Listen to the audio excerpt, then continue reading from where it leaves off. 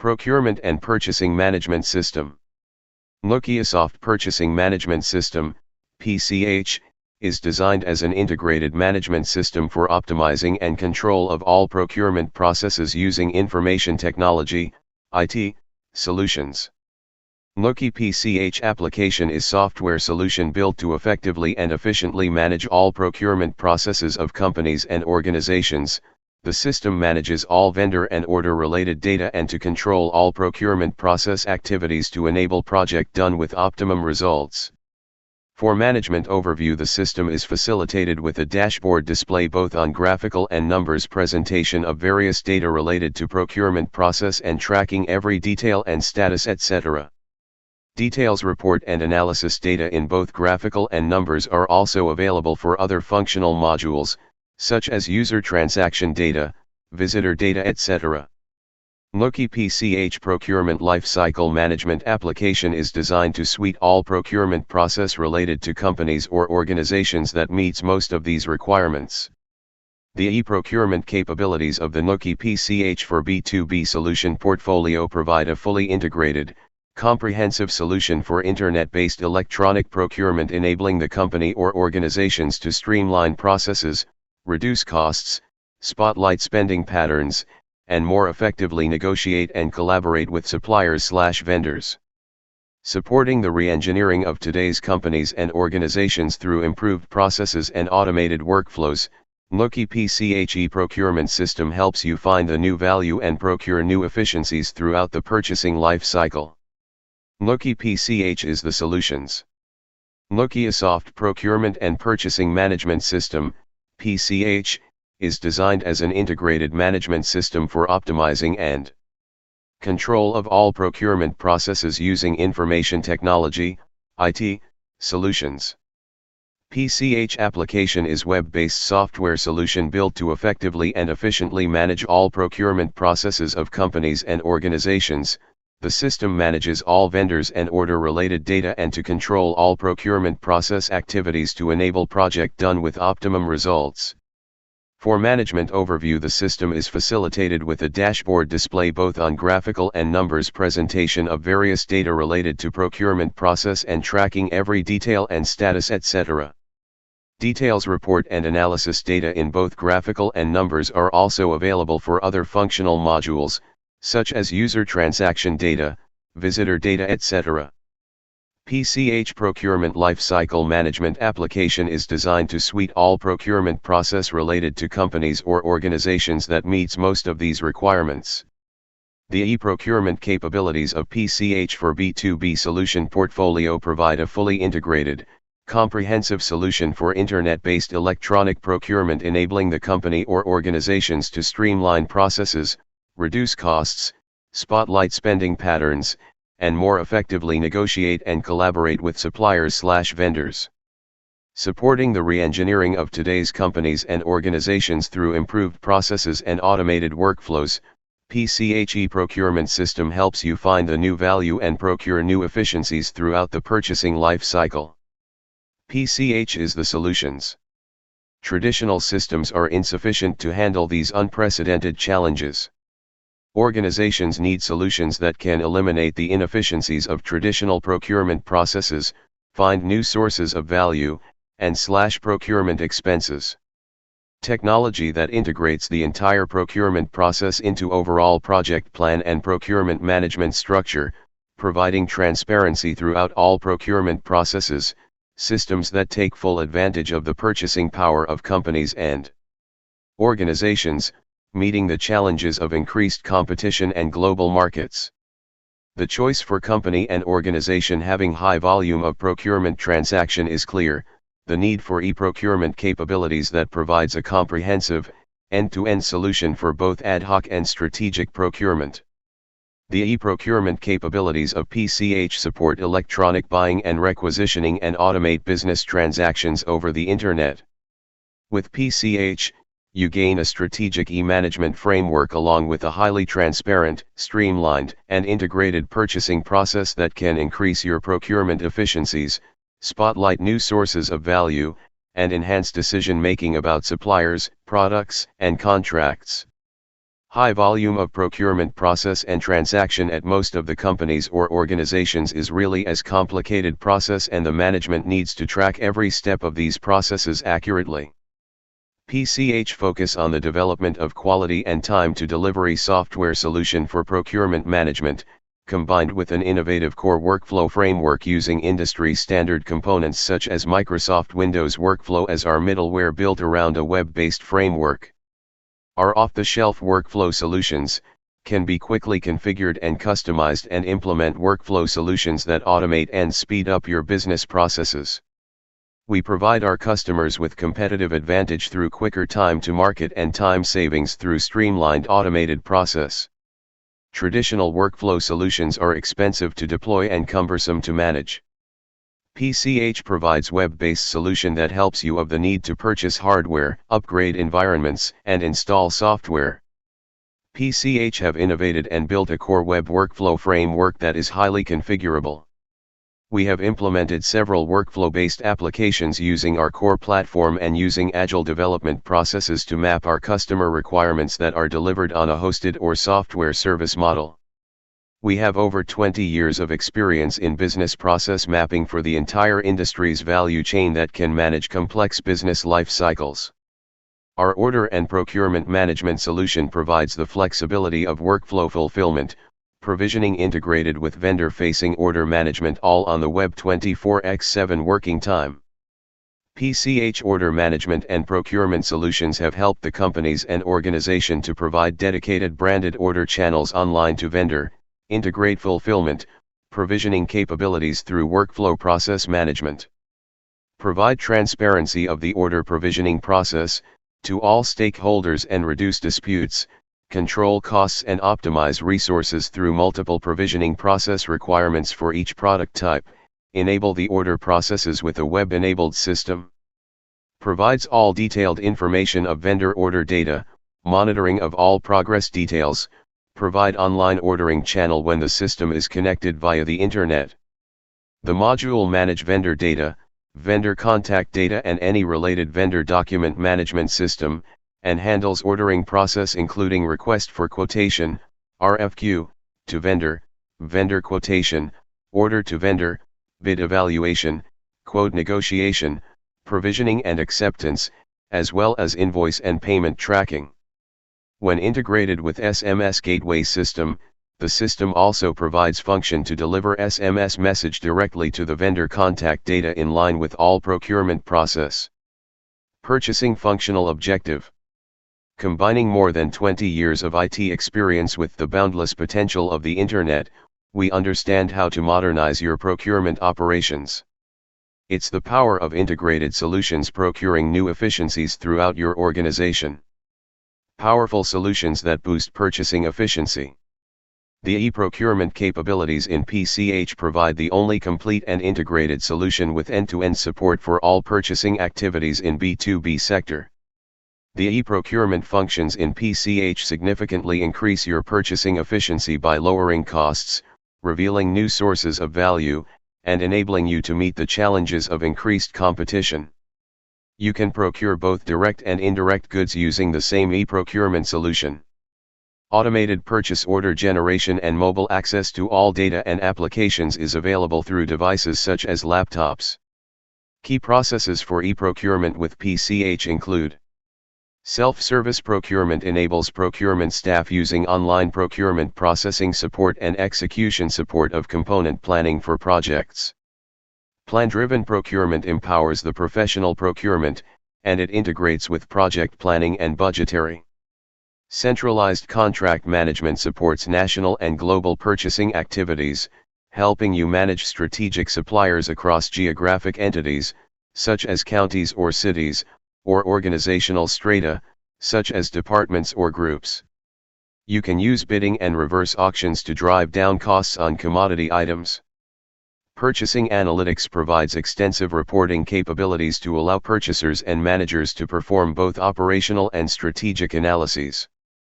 By monitoring vendors and procurement trends, allowing analysis of contracts, and providing comparisons among vendors for specific items and prices, These functions help you negotiate more effectively and collaborate with suppliers, as well as make timely adjustments based on buying behaviors. Project plan and budget integration. Because of integration among procurement and back-office applications such as budget execution, you can earmark funds for specific purchases. When your buyer makes a purchase, the system checks the budget to ensure that funds are available for this item, preventing budget overruns, and updates the budget with the new expenditure. Role-based approval and release. You can tie procurement-related approvals and releases to organizational roles and automate the review and sign-off processes. The process considers all required legal provisions and administrative regulations. You can accelerate approvals and releases using integration-specific workflow processes. Decreased errors, increased savings. In addition to generating savings with the basic e-procurement functionality, vendor evaluation and selection, outline agreements, and price comparisons, for example, can be standardized using foundation documents and processes. Reducing workload, decreasing errors, and improving data consistency. Invoicing and payment status control. The software automatically verifies the content, calculations, prices of incoming invoices, and it provides information of the status as outstanding for payment or closed payment. Information flow. Integrated e-procurement makes it easy to find or track information about any purchase at any time. And because information flows from the procurement transactions to other systems, you can easily and cost-effectively monitor and extract information about orders, goods receipts, invoices, and vendor information such as price history, quantity, reliability, compliance, and quality. Reduce transaction costs. By automating previously manual procurement tasks such as creating and approving purchase orders, generating invoices, and processing payments, you significantly reduce the cost of each transaction. The easy-to-use web interface means that users require no special training, so your organization can begin generating savings without incurring additional expenses for training. The following modules simplified the descriptions of PCH's functionalities that each procurement processes are grouped in the usual and structured model. Vendor management. Manage vendor database that hold all necessary information related to vendor information. Allow your vendor with authorized access to your systems when connected through the Internet, and provide one-click vendor-own information management, as well as accessing their own order and procurement process information. With its inbuilt workflow configuration, you can quickly provision multiple types of order to vendors. Project Planning Manager. Allow organization of the company to define project and budgetary planning that accessible for further procurement process. The project owner can fully track and monitor of its procurement progress stage as reminder that the project run as it is planned and scheduled. RFQ Handling Manager. Allow procurement department to create request for quotation, RFQ, from the project plan to several listed vendor that vendor can then see and confirm to this RFQ. Quotation Manager. Allow your vendor with authorized access to your systems and provide one-click order and procurement management. With its inbuilt workflow configuration, you can quickly provision multiple types of order to vendors. Quote Evaluation Manager. Allow procurement management to have online evaluation that can be communicated among all other team members to see all related quotation information for individual vendor, and check its details of the proposal. Quote Negotiation Manager. The management can perform online negotiation with selected vendor for further procurement process. Order Manager. Purchase/service order or contract may be created and submitted to the selected vendor. Provisioning and Acceptance Manager.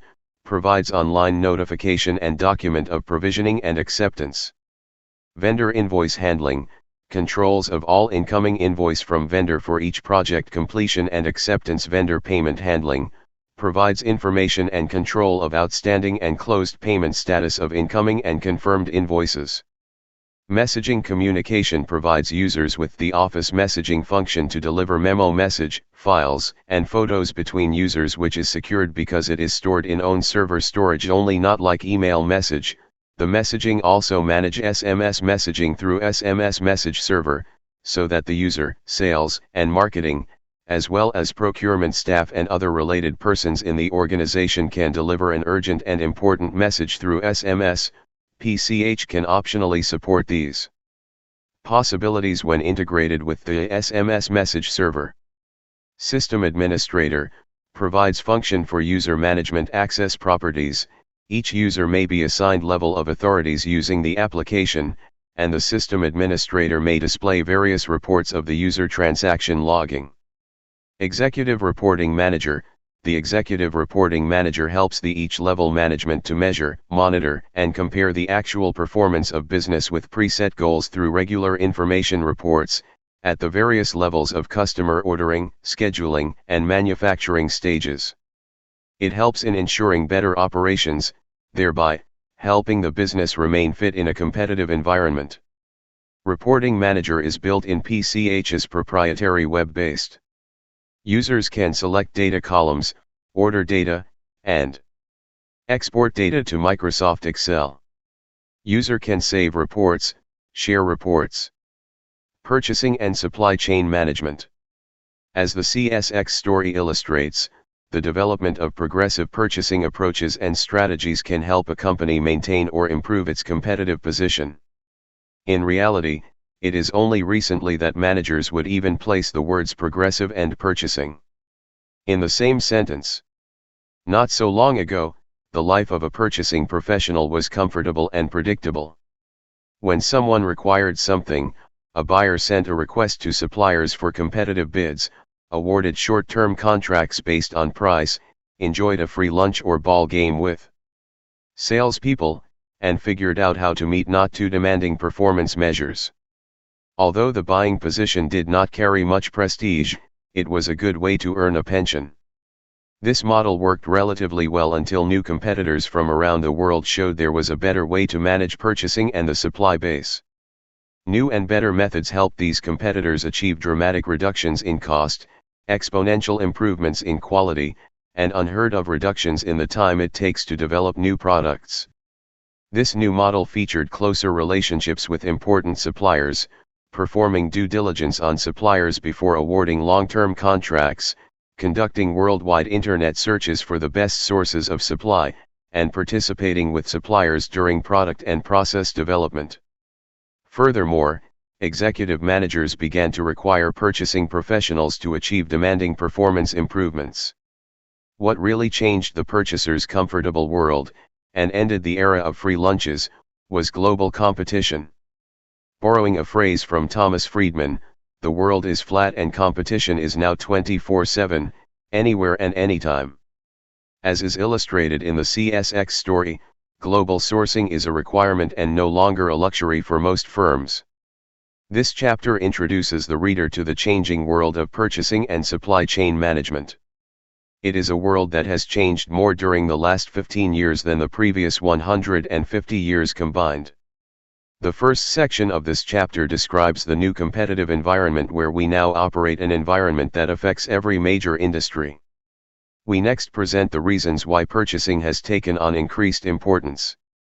Third, we clarify the confusing terminology that surrounds purchasing and supply chain management. The next sections present the activities that are part of supply chain management, discuss the 4 enablers of purchasing and supply chain excellence, and review the historic evolution of purchasing and supply chain management. The last section outlines the contents of this information. A new competitive environment. The new millennium features increasing numbers of world-class competitors, domestically and internationally, that are forcing organizations to improve their internal processes to stay competitive. Sophisticated customers, both industrial and consumer, no longer talk about price increases, they demand price reductions. Information that is available over the internet will continue to alter the balance of power between buyers and sellers. An abundance of competitors and choices have conditioned customers to want higher quality, faster delivery, and products and services tailored to their individual needs at a lower total cost. If a company cannot meet these requirements, the customer will find someone who is more accommodating. Throughout the 1960s and 1970s, companies began to develop detailed market strategies that focused on creating and capturing customer loyalty. Before long, organizations also realized that this required a strong engineering, design, and manufacturing function to support these market requirements. Design engineers had to translate customer requirements into product and service specifications, which then had to be produced at a high level of quality at a reasonable cost. As the demand for new products increased throughout the 1980s, organizations had to become flexible and responsive to modify existing products, services, and processes, or to develop new ones to meet ever-changing customer needs. As organizational capabilities improved further in the 1990s, managers began to realize that material and service inputs from suppliers had a major impact on their ability to meet customer needs. This led to an increased focus on the supply base and the responsibilities of purchasing. Managers also realized that producing a quality product was not enough. Getting the right products and services to customers at the right time, cost, place, condition, and quantity constituted an entirely new type of challenge. More recently, new technology has spawned a whole set of time-reducing information technologies and logistics networks aimed at meeting these new challenges. The availability of low-cost alternatives has led to unprecedented shifts toward outsourcing and offshoring. The impact of China as a major world competitor poses tremendous challenges for U.S. firms in both the manufacturing and services sectors. Because the services sector now accounts for over 70% of the gross domestic product, new strategies are required for effective supply management in this sector. All these changes have made 21st-century organizations realize how important it is to manage their supply base. They must be involved in the management of, or at least take a serious interest in, the suppliers that provide materials and services. They must also be concerned with the network of downstream firms responsible for delivery and aftermarket service of the product to the end customer. From this realization emerged the concept of the supply chain and supply chain management. Several factors are driving an emphasis on supply chain management. First, the cost and availability of information resources between entities in the supply chain allow easy linkages that eliminate time delays in the network. Second, the level of competition in both domestic and international markets requires organizations to be fast, agile, and flexible. Third, customer expectations and requirements are becoming much more demanding. Fourth, the ability of an organization's supply chain to react rapidly to major disruptions in both supply and downstream product or services will lessen the impact on lost sales. As demands increase, organizations and their suppliers must be responsive or face the prospect of losing market share. Competition today is no longer between firms, it is between the supply chains of those firms. The companies that configure the best supply chains will be the market winners and gain competitive advantage. Why purchasing is important. As companies struggle to increase customer value by improving performance, many companies are turning their attention to purchasing and supply management. Consider, for example, CSX, the company featured at the beginning of this chapter. Over 40% of the total sales of CSX is expended with suppliers for the purchase of materials and services. It does not take a financial genius to realize the impact that suppliers can have on a firm's total cost. Furthermore, many features that make their way into final products originate with suppliers. The supply base is an important part of the supply chain. Supplier capabilities can help differentiate a producer's final good or service. In the manufacturing sector, the percentage of purchases to sales averages 55%. This means that for every dollar of revenue collected on goods and services sales, more than half goes back to suppliers. It is not difficult to see why purchasing is clearly a major area for cost savings. However, savings come in different forms. The traditional approach is to bargain hard for price reductions. A newer approach is to build relations with suppliers to jointly pull costs out of the product or service. A 3-year study within the automobile industry studied the extent to which major producers emphasized relationships. The results showed a clear difference in the approach taken to managing suppliers. When suppliers were asked to rate their automobile customers, the Japanese transplants Toyota, Honda, and Nissan were all above the median on their supplier relations working index score, whereas Chrysler, Ford, and General Motors were rated below the median. This says something about how suppliers perceive the dominant purchasing philosophy of these large automobile companies. The 17-category index measured key supplier relationship parameters including relationship development and communications. Out of a maximum score of 500, Toyota was first with an index score of 399, while General Motors was last with a score of 144. The superior management of supplier relationships has helped give Japanese automobile producers a cost advantage over Detroit's Big 3.2 purchasing and supply. Management also has a major impact on product and service quality. In many cases, companies are seeking to increase the proportion of parts, components, and services they outsource in order to concentrate on their own areas of specialization and competence. This further increases the importance of the relationships between purchasing, external suppliers, and quality. The following example illustrates this important link between supplier quality and product quality. Heparin is a main ingredient in products for patients requiring dialysis and medicines that prevent blood clots during surgery and thin the blood. Heparin has recently come under suspicion in the deaths of 4 Americans and allergic reactions from another 350 patients who obtained heparin from Baxter International. Interestingly, more than half of the world's heparin comes from China. The recent deaths have highlighted the need to control sourcing accountability.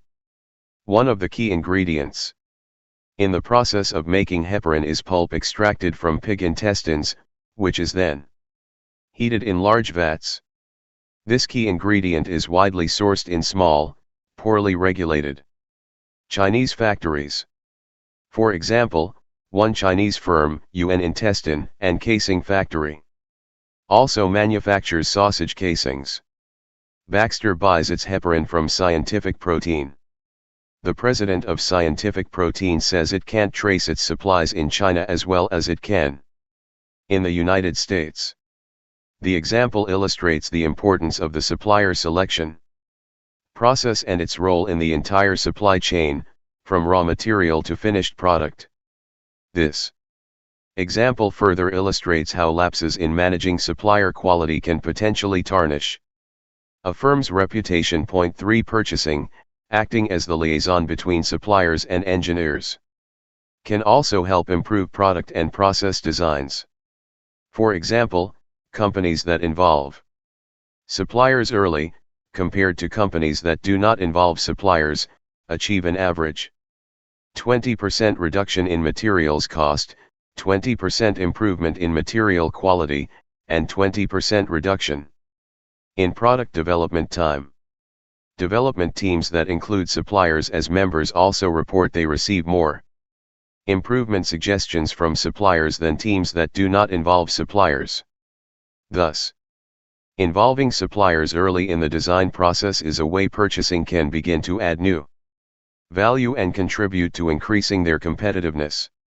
Many executives will agree that a focus on effective purchasing has become a critical way to gain competitive advantage. An indication of this enhanced reputation and recognition is the higher salaries that are being paid to purchasing professionals. The most recent Purchasing Magazine salary survey showed an average annual income of $84,611. Interestingly, those with responsibility for sourcing services are among the highest earners in the profession, with an average annual compensation of $104,110. Purchasers who buy IT goods and services make $101,104, and those purchasing logistics services are compensated $97,802. Additionally, the survey found that Purchasers continue to make more when compared to their colleagues in other related fields, such as logistics and engineering. 80% of purchasing executives made over $100,000, with bonuses averaging over 13% of base salaries. The language of purchasing and supply chain management. Anyone who has written about purchasing and supply chain management has defined the various terms associated with these concepts one way or another, making confusion about the subjects a real possibility.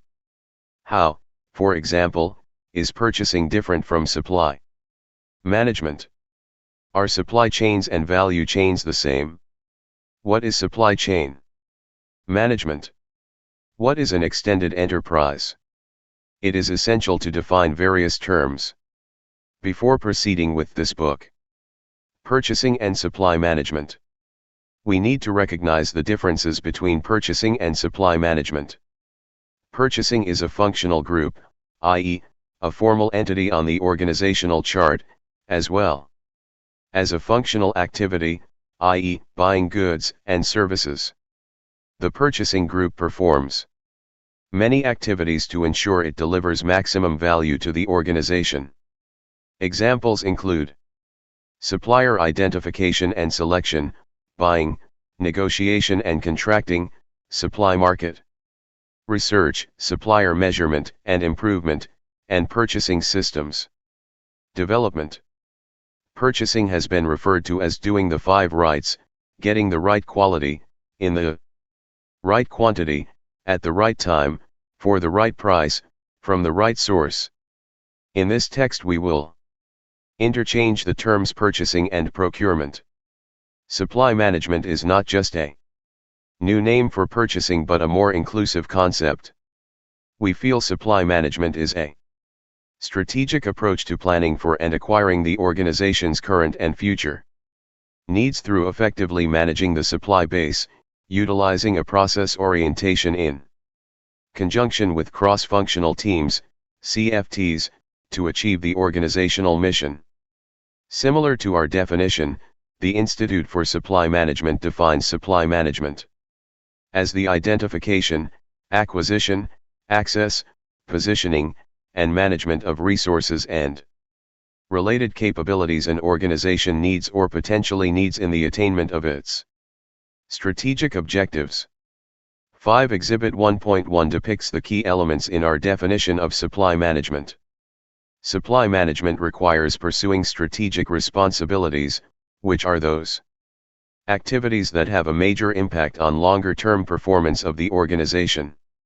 These longer-term responsibilities are not pursued in isolation, but should be aligned with the overall mission and strategies of the organization. These strategies exclude routine, simple, or day-to-day decisions that may be part of traditional purchasing responsibilities. The routine ordering and follow-up of basic operational supplies is not a strategic responsibility. The development of the systems that enable internal users to order routine supplies, however, is considerably more important. Supply management is a broader concept than purchasing. Supply management is a progressive approach to managing the supply base that differs from a traditional arm's length or adversarial approach with sellers. It requires purchasing professionals to work directly with those suppliers that are capable of providing world-class performance and advantages to the buyer.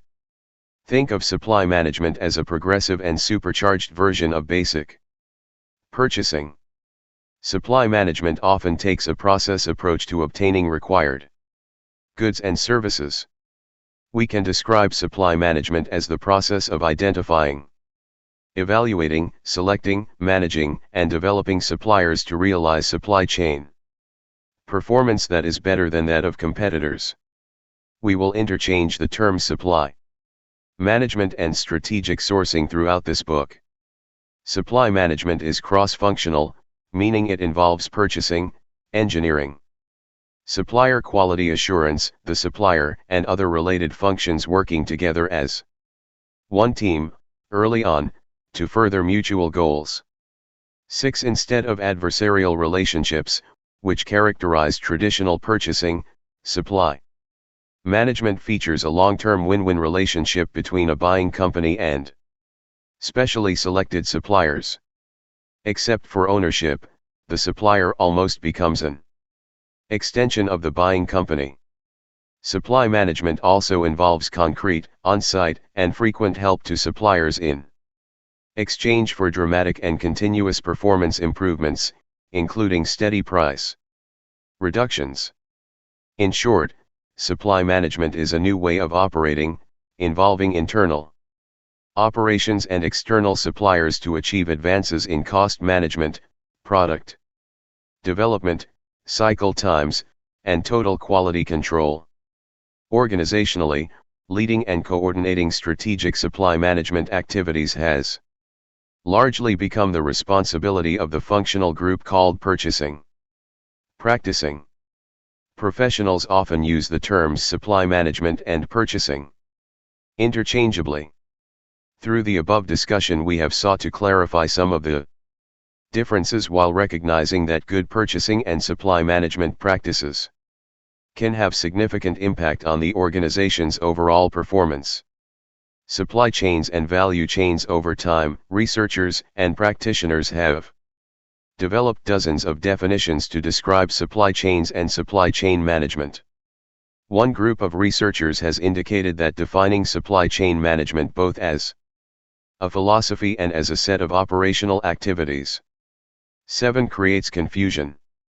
These researchers break down the concept into 3 areas and separate supply chain orientation from supply chains and from supply chain management.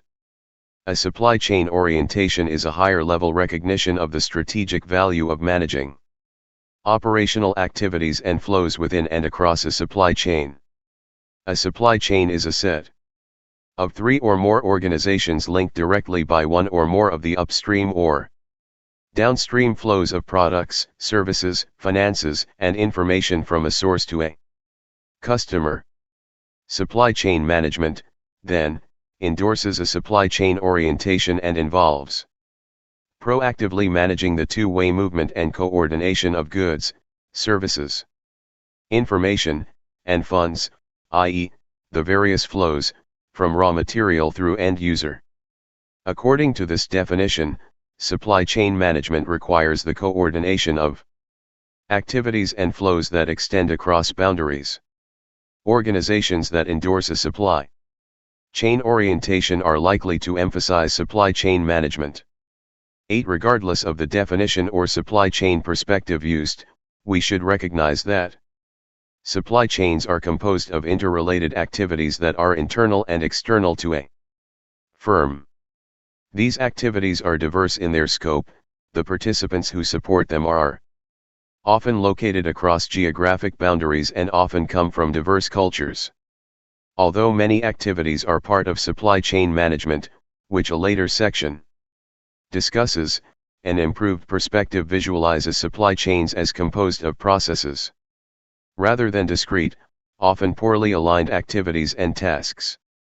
A process consists of a set of interrelated tasks or activities designed to achieve a specific objective or outcome. New product development, NPD, customer order fulfillment, supplier evaluation and selection, and demand and supply planning are examples of critical organizational processes that are part of supply chain management.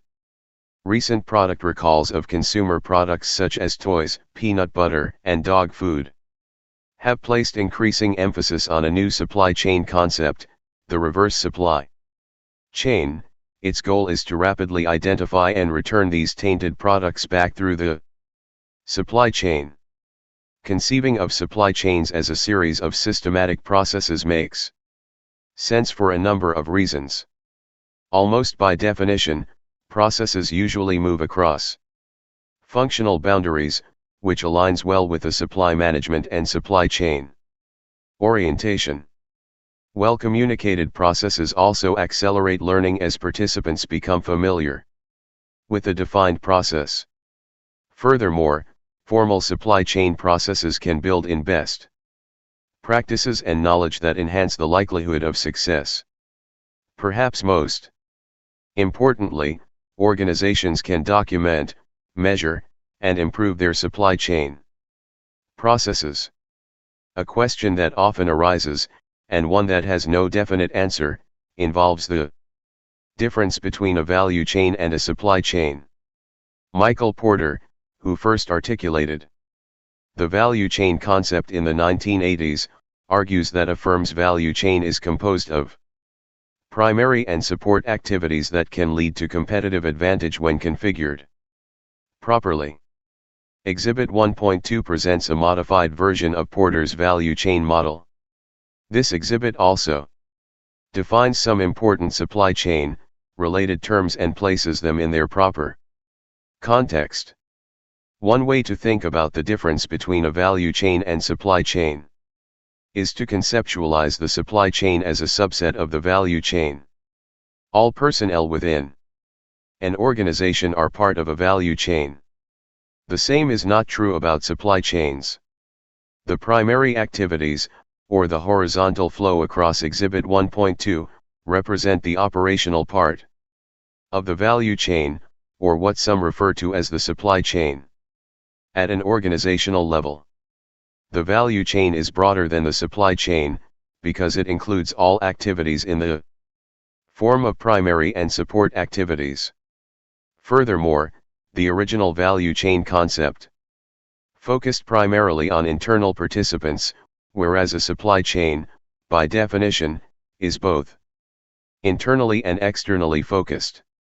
To reflect current thinking, we must expand the original value chain model, which focused primarily on internal participants, to include suppliers and customers who reside well upstream and downstream from the focal organization. Multiple levels of suppliers and customers form the foundation for the extended value chain, or the extended enterprise concept, which states that success is a function of effectively managing a linked group of firms past first-level suppliers or customers. In fact, progressive firms understand that managing cost, quality, and delivery requires attention to suppliers that reside several tiers from the producer. The extended enterprise concept recognizes explicitly that competition is no longer between firms but rather between coordinated supply chains or networks of firms. Notice that Exhibit 1.2 identifies purchasing as a support activity. This means that purchasing provides a service to internal customers. Although purchasing is the central link with suppliers that provide direct materials, which is the upstream or left-hand side of Exhibit 1.2, purchasing can support the materials and service requirements of any internal group. Direct materials are those items provided by suppliers and used directly during production or service delivery. Purchasing is becoming increasingly responsible for sourcing indirect goods and services required by internal groups. Examples of indirect items include personal computers, office and janitorial supplies, healthcare contracts, transportation services, advertising and media, and travel. Although indirect items are not required for production, they are still vital to the effective running of an organization. The right-hand side of the model illustrates the customer, or downstream, portion of the supply chain. Because meeting or exceeding customer expectations is the lifeblood of any organization, it should become the focal point of supply chain activities. Exhibit 1.2 presents a relatively straightforward and linear view of the value and supply chain, which is often not the case. First, the flows of materials, information, funds, and knowledge across a supply chain are often fragmented and uncoordinated. The handoff points from one group to the next or from one organization to the next usually provide opportunity for improvements. Second, the value chain model shows suppliers linking with inbound logistics and then operations. Although this is usually the case with direct materials, indirect items, and finished goods sourced externally can result in suppliers delivering to any part of the supply chain. Supply chains illustrated. The increasing importance of supply chain management is forcing organizations to rethink how their purchasing and sourcing strategies fit with and support broader business and supply chain objectives.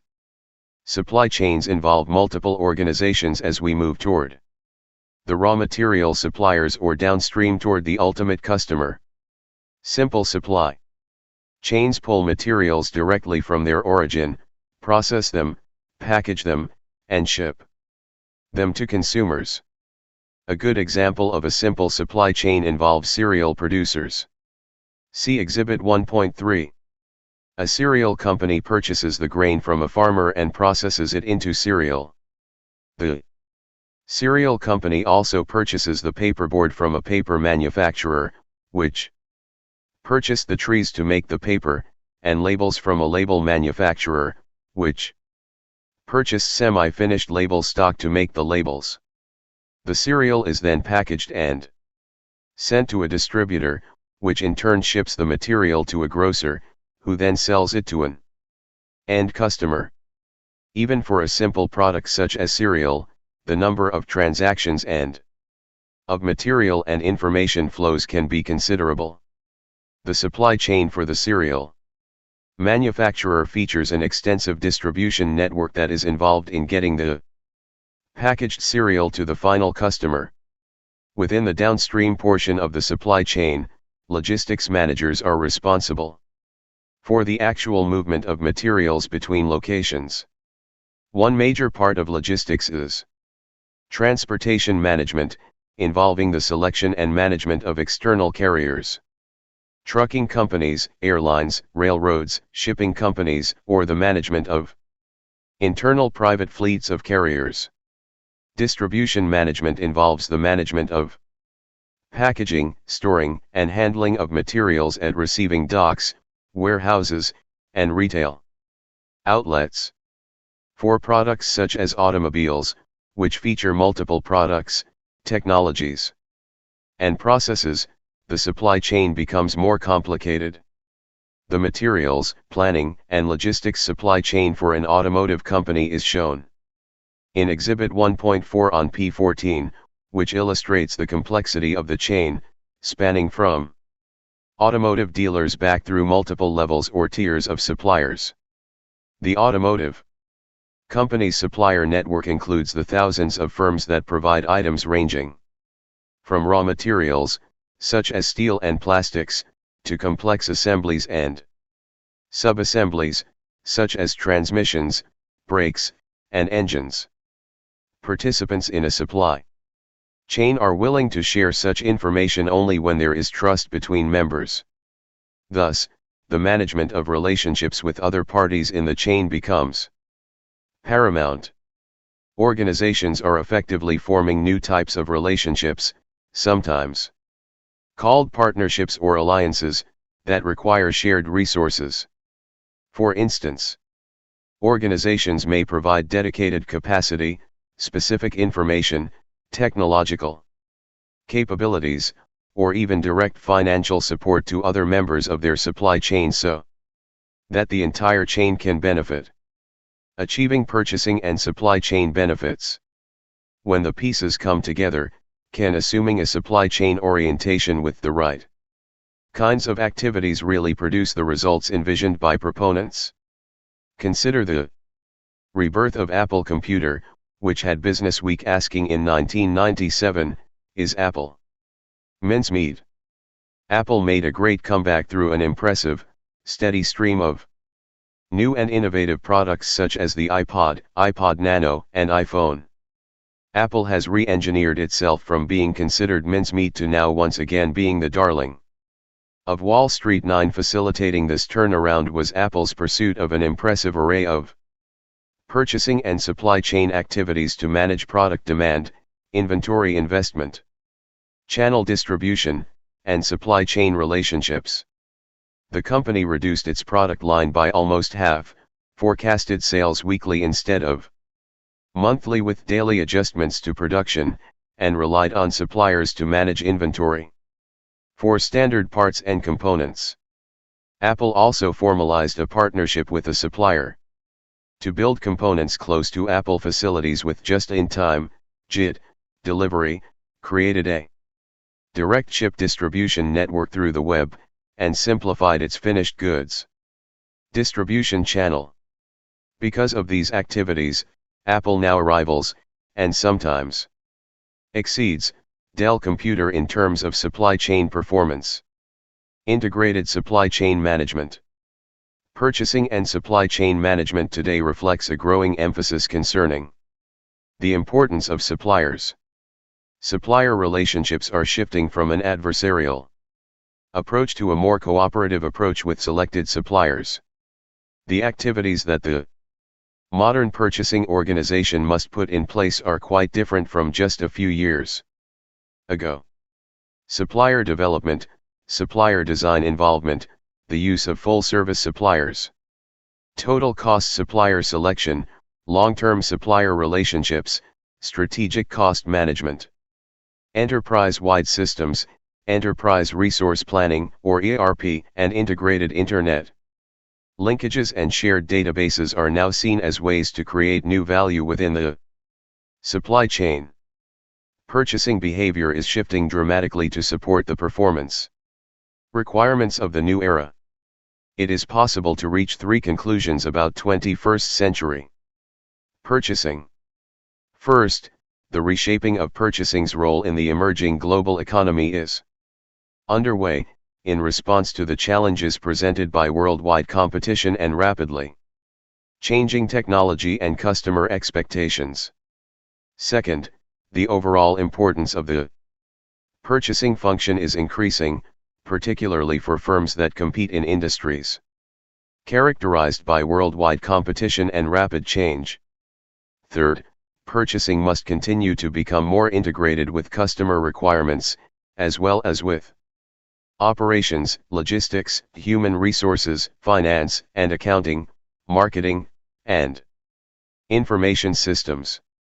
This evolution will take time to occur fully, but the integration is inevitable. The history and evolution of purchasing and supply chain management provides an appreciation for the growth, development, and increased stature of the profession over the last 150 years. Each historical period has contributed something unique to the development of purchasing, including the events that have shaped today's emphasis on integrated supply chain management. Looking ahead. This book comprises 20 chapters, divided into 6 parts including this introduction. The remainder of this book addresses the major tasks and challenges facing the modern purchasing professional operating within the context of a dynamic supply chain. Part 2. Purchasing Operations and Structure, Chapters 2 through 5, provides a basic understanding of the functional activity called purchasing. Without a solid understanding of basic purchasing processes and organization, appreciating the important role that purchasing has within a supply chain is difficult. With this understanding, Part 3, Strategic Sourcing, considers how purchasing evaluates, selects, manages, and improves supplier performance. Chapters 6 through 10 present strategic sourcing activities, which are activities that can affect the competitiveness of a firm. The ability to realize advantages from our purchasing and supply efforts requires shifting our view of purchasing from a tactical or clerically oriented activity to one that focuses on strategic supply management. Part 4, Strategic Sourcing Process, recognizes that purchasing professionals must play a major role in improving supply chain performance. Chapters 11 through 15 present an assortment of tools, techniques, and approaches for managing the procurement and sourcing process, including an understanding of contracting and legal issues. Part 5. Critical Supply Chain Elements, deals extensively with the critical elements of integrated supply chains from supplier through customer. The activities and topics presented in Chapters 16 through May 19 or may not be a formal part of the purchasing organization. They are, however, integral stepping stones to effective supply chain management.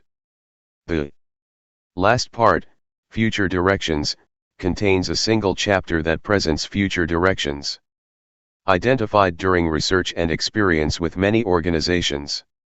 The trends identified in Chapter 20 help us identify how the field of purchasing and supply chain management is changing, what is behind these changes, and how best to respond.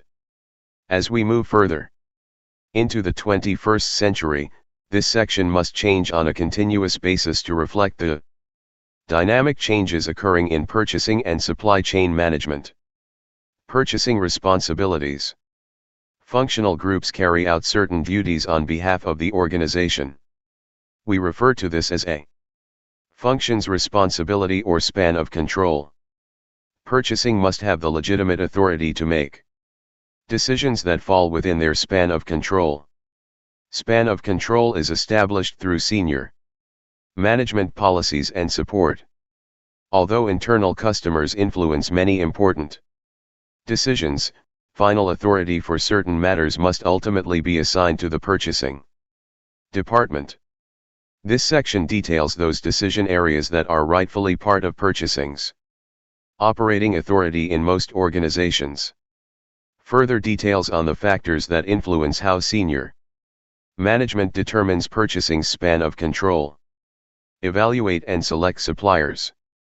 Perhaps the most important duty of purchasing is the right to evaluate and select suppliers. This is what purchasing personnel are trained to do. It is important to retain this right to avoid maverick buying and selling, a situation that occurs when sellers contact and attempt to sell directly to end users, purchasing's internal customers. Of course, this right does not mean that purchasing should not request assistance when identifying or evaluating potential suppliers. Engineering, for example, can support supplier selection by evaluating supplier product and process performance capabilities. The right to evaluate and select suppliers also does not mean that sales representatives are not allowed to talk with non-purchasing personnel. However, non-purchasing personnel cannot make commitments to the seller or enter into contractual agreements without purchasing's involvement. A trend that is affecting purchasing's right to select suppliers is the use of sourcing teams with purchasing and non-purchasing representation. The selection decision in sourcing teams requires that the members reach a consensus in selecting suppliers. Review specifications. The authority to review material specifications is also within purchasing's span of control, although engineering sometimes disputes this right.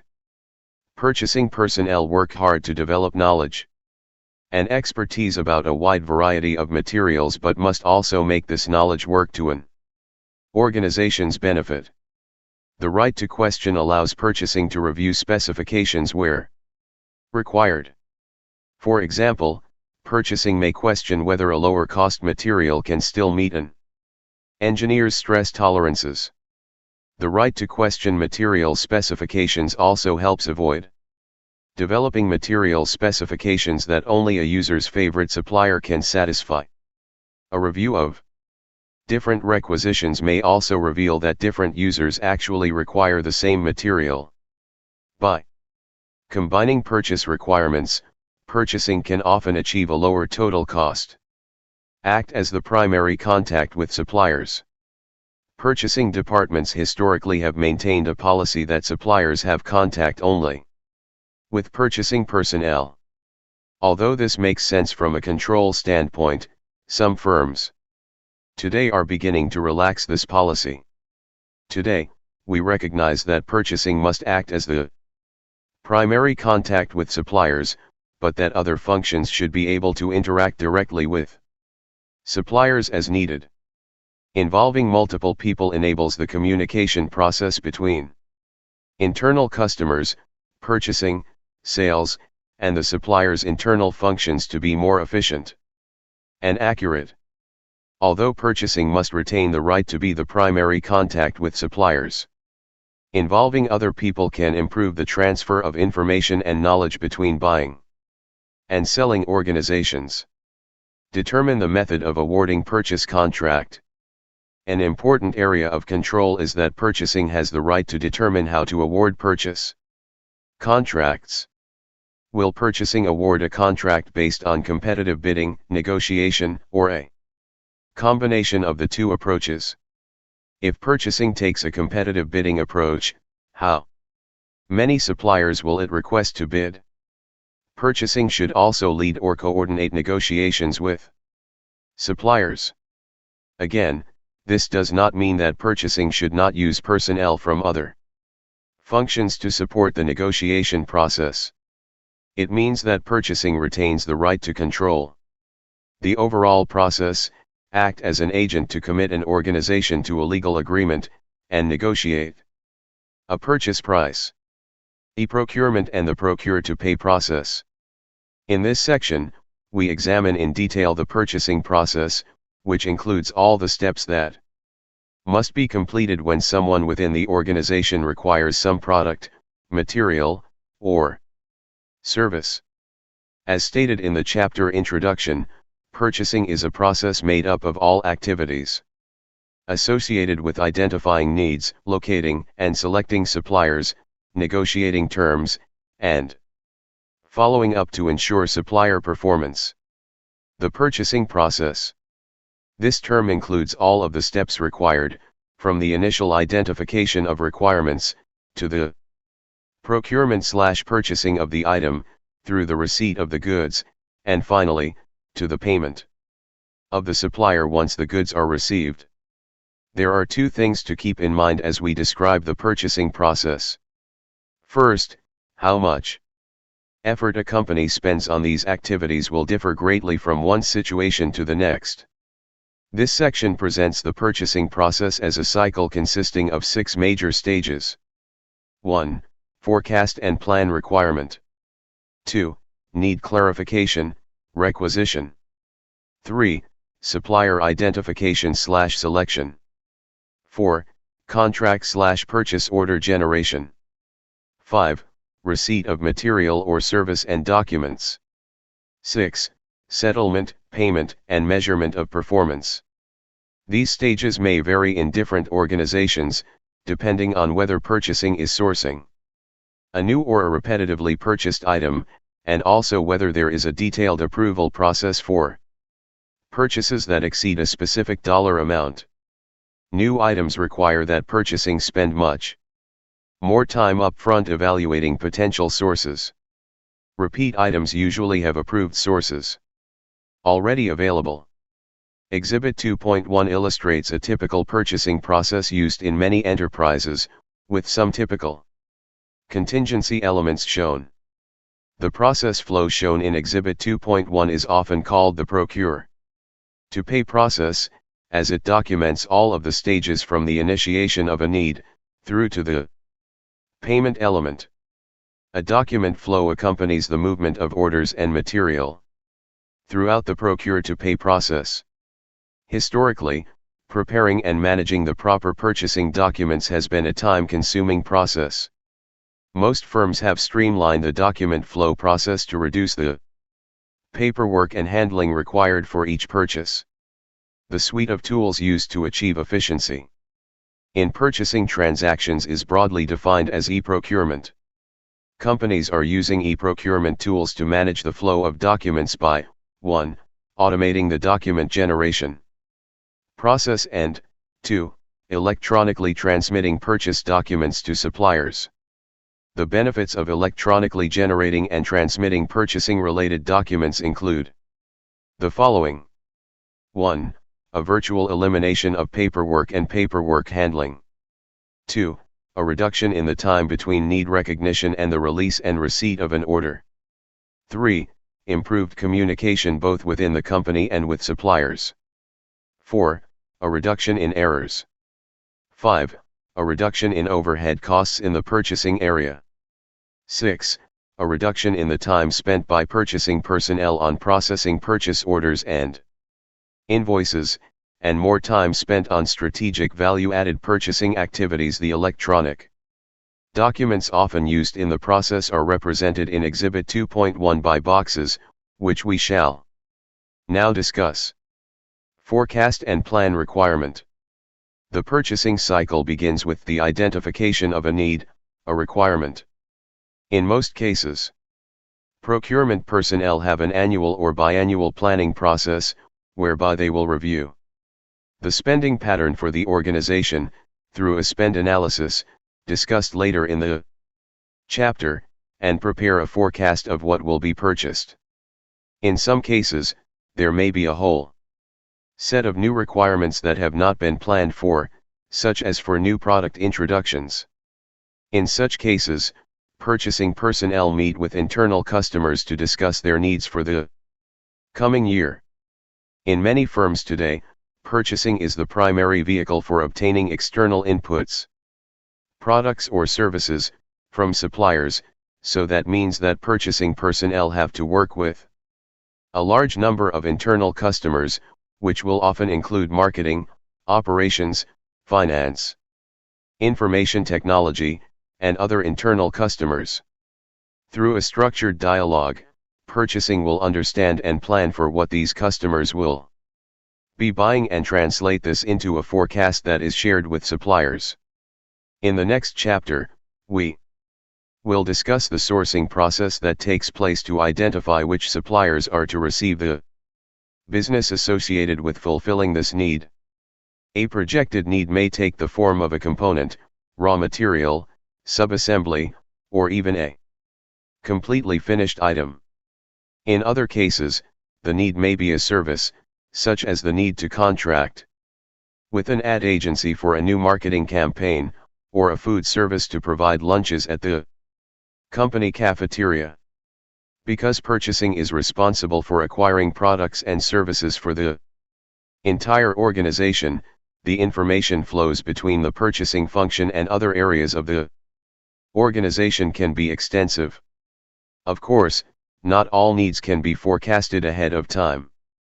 There are situations that arise when an internal customer has a need that comes up suddenly, which is not planned for and for which there is no pre-existing supplier identified to provide the product or service required. Such needs are often handled through a spot-buy approach, which is also discussed within the context of the P2P process. For example, marketing may need to purchase a set of pens and cups for a special promotion, and may alert purchasing on sudden notice of this need. If it was not planned for, then purchasing must work with marketing to quickly identify a supplier to provide these products on short notice, at the lowest possible cost with an acceptable level of quality and delivery time. When creating a forecast for a needed product or service, internal customers may not always be able to express exactly what it is they will need at a single point in time. For example, a chemical plant maintenance group may say that they will need replacement parts for their equipment, but they might not be able to provide details on the exact nature of the specific parts they will need, nor the exact time they will need them. In such cases, purchasing may negotiate agreements with distributors of parts that can provide a whole different set of products that can meet that need. In other cases, an internal customer may say that they need to work with a specific service provider for temp services, consulting services, or software programming, but they cannot express exactly what type of service they will need in advance. Purchasing will then go off and attempt to secure a contract with predefined costs for different classes of workers who can provide these services on short notice. Needs clarification, requisitioning. At some point, however, internal customers identify their need for a product or service and communicate to purchasing exactly what it is they need and when it is required. Internal users communicate their needs to purchasing in a variety of ways, including purchase requisitions from internal users, forecasts and customer orders, routine reordering systems, stock checks, and material requirements identified during new product development. Let's take a closer look at these. Electronic, or paper, documents that communicate internal customer requirements to purchasing. Purchase requisition / statement of work. Purchase requisition flow. The most common method of informing purchasing of material needs is through a purchase requisition. Users may also transmit their needs by phone, by word of mouth, or through a computer-generated method. Although there are a variety of purchase requisition formats, every requisition should contain the following: description of required material or service, quantity and date required, estimated unit cost, operating account to be charged, date of requisition, this starts the tracking cycle, date required, authorized signature. Although varieties of formats exist, at a minimum a purchase requisition should include a detailed description of the material or service, the quantity, date required, estimated cost, and authorization. This form of communication for a specific need is called a requisition. A requisition is an electronic or paper form that provides some critical information about the need. A typical requisition will provide a description of the product, the material and color, the quantity required, the intended purpose to be used in a maintenance project for equipment, and the required date for delivery. Sometimes a service is required. For instance, marketing may want to purchase an advertising campaign, R&D may need a clinical trial, or human resources may need to print a brochure. In this case, the user will complete a statement of work, that specifies the work that is to be completed, when it is needed, and what type of service provider is required. A standard purchase requisition or SOW is used most often for routine, non-complex items that are increasingly being transmitted through online requisitioning systems linking users with purchasing. An online requisition system is an internal system designed primarily to save time through efficient communication and tracking of material requests. Users should use these systems only if they require purchasing involvement. It is possible that users have access to other systems that will allow them to purchase an item directly from a supplier, such as a corporate procurement card. In that case, requisitions forwarded to purchasing are unnecessary. There are wide differences across organizations in the quality and use of electronic purchase requisition systems. A system that simply requires users to submit to purchasing what they require for electronic transmission is similar to electronic mail. This type of system provides little added value except to speed the request to purchasing. Conversely, one system studied was so complex that users were afraid to use it. They bypassed online requisitioning and relied instead on the phone or intra-company mail. Exhibit 2.3 provides further details regarding how a purchase requisition is approved, converted into a purchase order, and ultimately prepared for delivery and payment. Although the user may suggest a supplier, purchasing has final selection authority. For routine, off-the-shelf items, the requisition may contain all the information that purchasing requires. However, for technically complex or non-standard items, purchasing may require additional information or specifications with the requisition. Examples of such specifications include the grade of material, method of manufacture, and detailed measurements and tolerances. Purchasing may send an acknowledgement of the receipt of the purchase requisition to the requester. This acknowledgement often takes the form of a confirming order requisition. The acknowledgement may be a separate form notifying the user that purchasing has received and is processing the requisition, or it may be a copy of the original requisition. The confirmation verifies the accuracy of the user's material request. Traveling purchase requisitions. Material needs are also communicated through a traveling purchase requisition, a form consisting of a printed card or a barcode with information about whom the item is purchased from. This method is used primarily for very small companies that have not automated their purchasing or inventory management processes. Information on the card or the database entry associated with the barcode can include the following: description of item, list of approved suppliers, prices paid to suppliers, reorder point, record of usage. A traveling requisition can be helpful because it can conserve time when reordering routine materials and supplies. When stock levels reach a specified reorder point, an employee notifies purchasing by forwarding the traveling requisition maintained with the inventory, or by electronically scanning the barcode into the ordering system. The employee notes the current stock level and desired delivery date.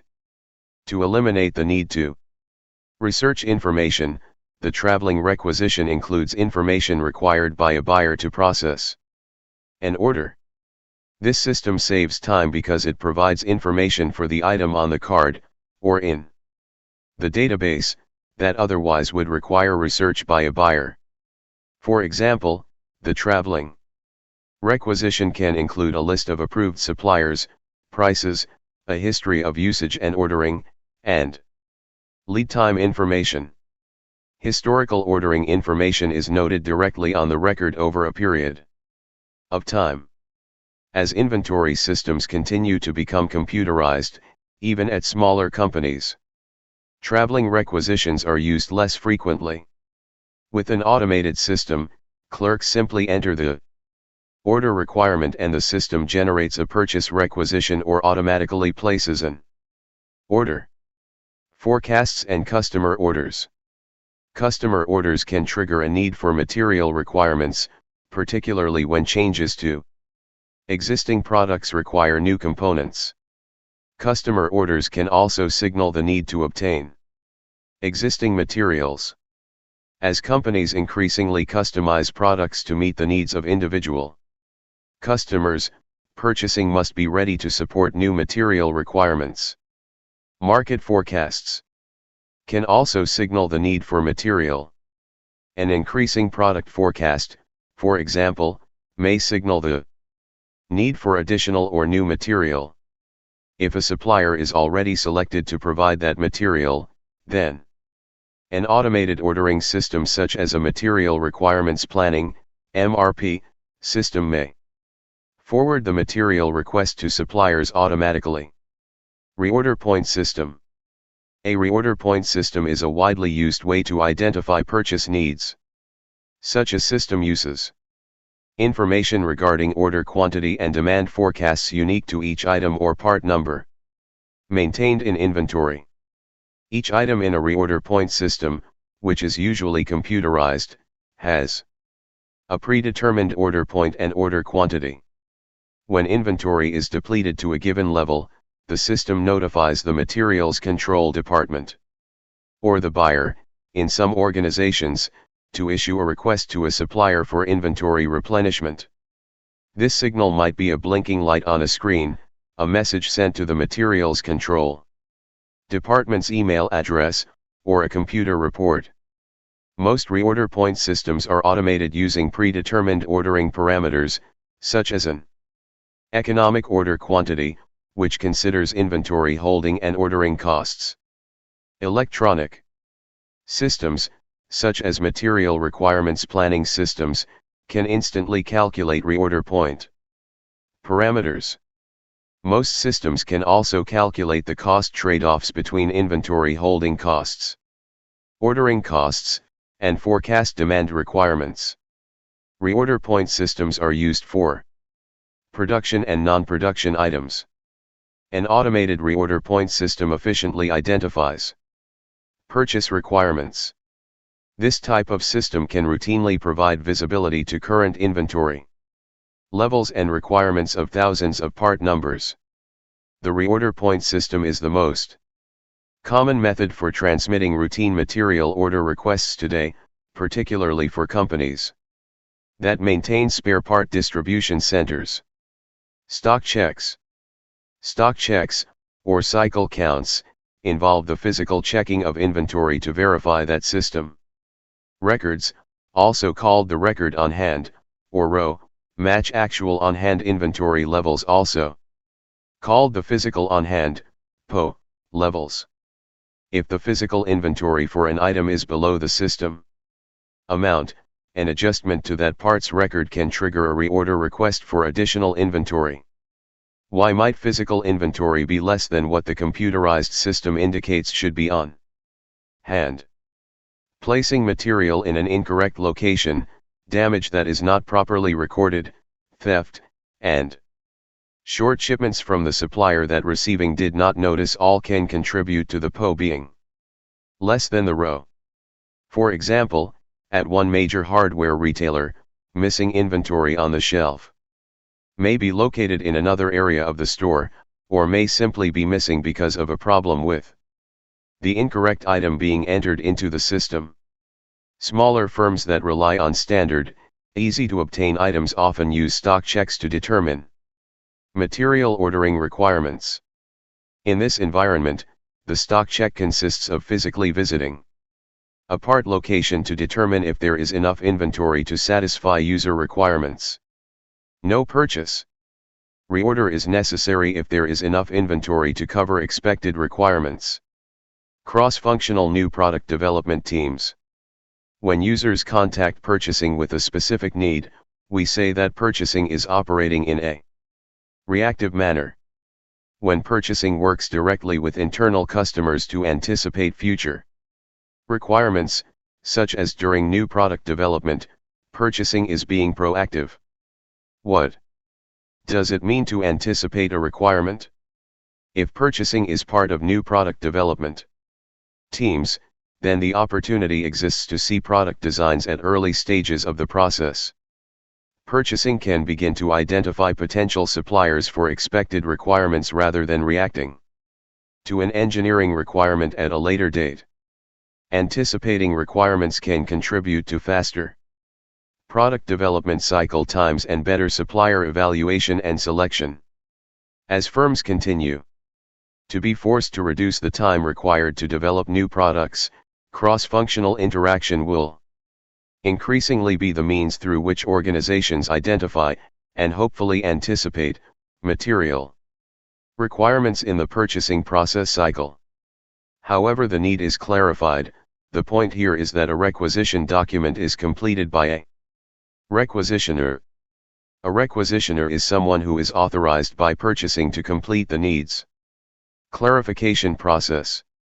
In some cases, the person who expresses the need can also be the requisitioner.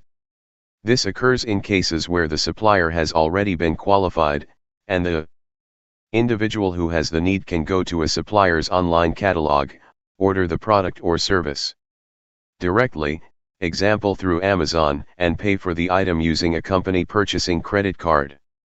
In such cases, the item is typically low cost, and it is not worth the expense and trouble of completing an entire requisition and going through the entire P2P cycle. Within the requisitioning process, it is important to include a description of what is to be sourced. Why?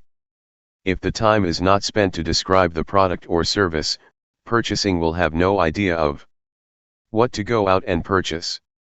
How purchasing accomplishes this will differ dramatically from one situation to the next. There are a variety of methods for communicating the user's requirements.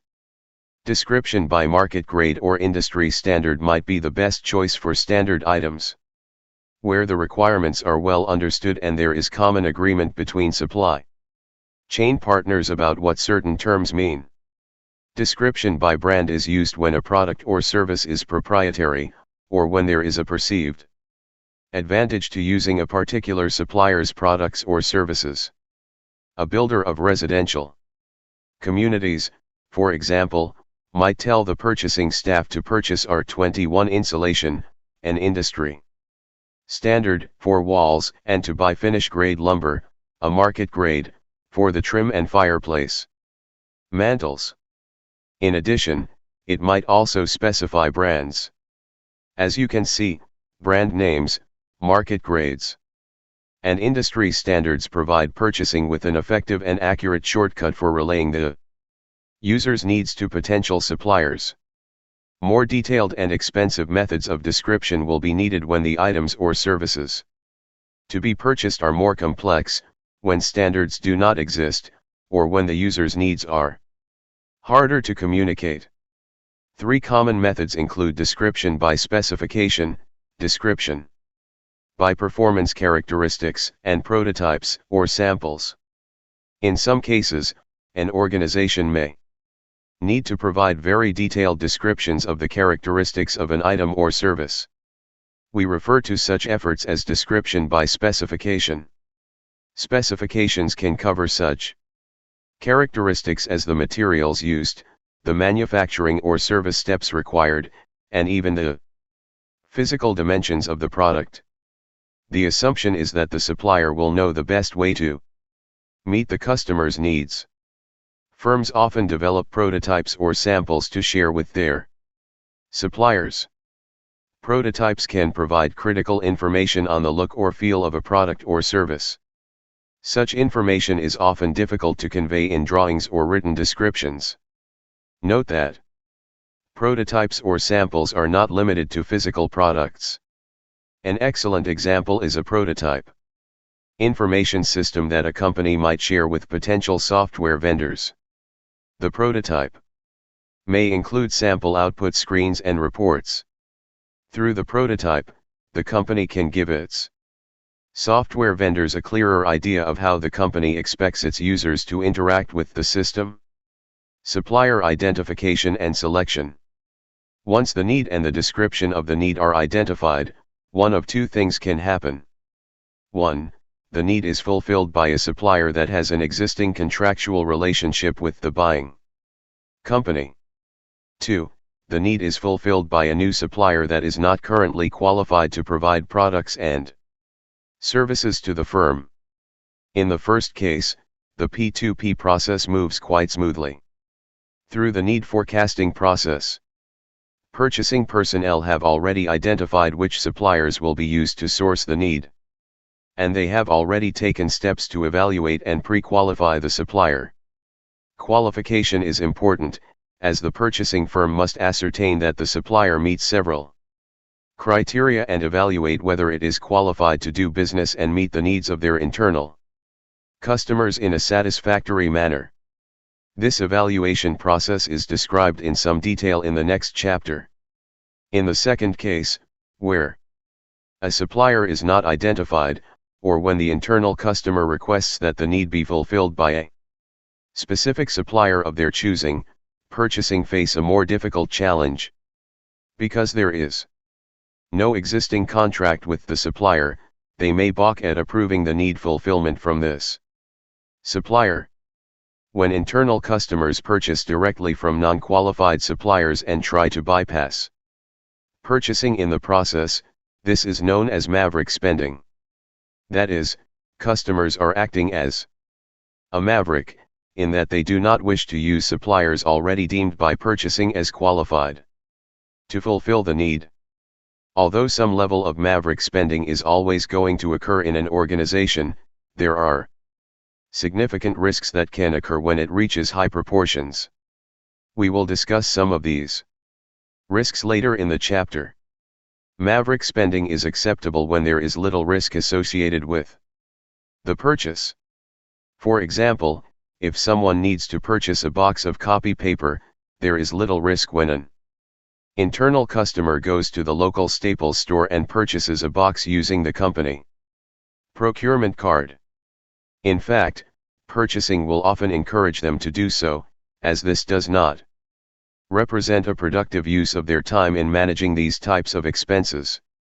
However, when high levels of maverick spending occur repeatedly throughout the company, it can result in major lost opportunities to control cost and also expose the firm to undue risk and loss of control over the purchasing process. Let's assume for the moment that a qualified supplier is able to provide the product or service, and that the supplier has been through the evaluation process. For some items, firms may maintain a list of preferred suppliers that receive the first opportunity for new business.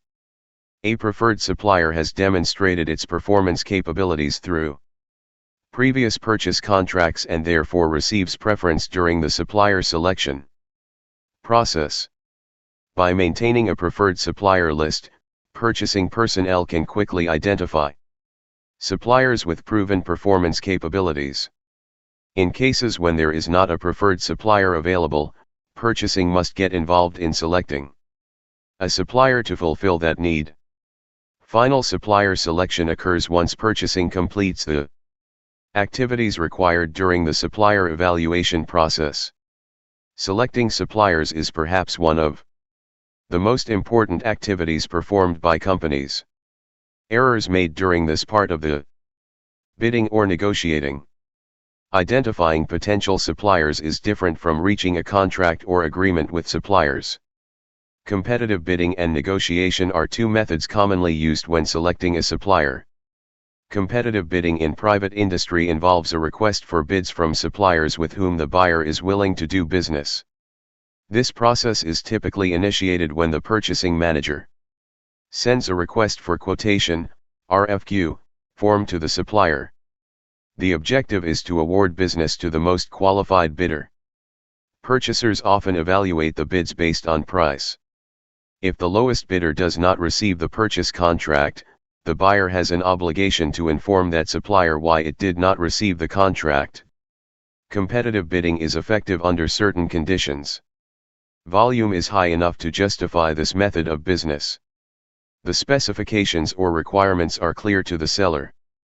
The seller must know or have the ability to estimate accurately the cost of producing the item. The marketplace is competitive, which means it has an adequate number of qualified sellers that want the business.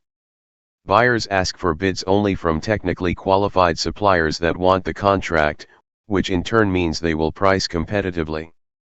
Adequate time is available for suppliers to evaluate the requests for quotation. The buyer does not have a preferred supplier for that item. If a preferred supplier exists, the buyer may simply choose to negotiate the final details of the purchase contract with that supplier. Buyers use competitive bidding when price is a dominant criterion and the required item, or service, has straightforward material specifications. In addition, competitive bidding is often used in the defense industry and for large projects, example construction projects and information system development. If major non-price variables exist, then the buyer and seller usually enter into direct negotiation. Competitive bidding can also be used to narrow the list of suppliers before entering contract negotiation. Negotiation is logical when competitive bidding is not an appropriate method for supplier selection. Face-to-face negotiation is the best approach in the following cases. When any of the previously mentioned criteria for competitive bidding are missing. For example, the item may be a new or technically complex item with only vague specifications. When the purchase requires agreement about a wide range of performance factors, such as price, quality, delivery, risk sharing, and product support. When the buyer requires early supplier involvement. When the supplier cannot determine risks and costs. When the supplier requires a long period of time to develop and produce the items purchased. This often makes estimating purchase costs on the part of the supplier difficult. As firms continue to develop closer relationships with selected suppliers, the negotiation process becomes one of reaching agreement on items in a cooperative mode. One thing is certain, the process that buyers use to select suppliers can vary widely depending on the required item and the relationship that a buyer has with its suppliers. For some items, a buyer may know which supplier to use before the development of final material specifications.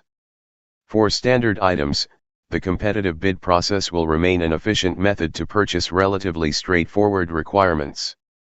The bid process can also reduce the list of potential suppliers before a buyer begins time-consuming and costly negotiation.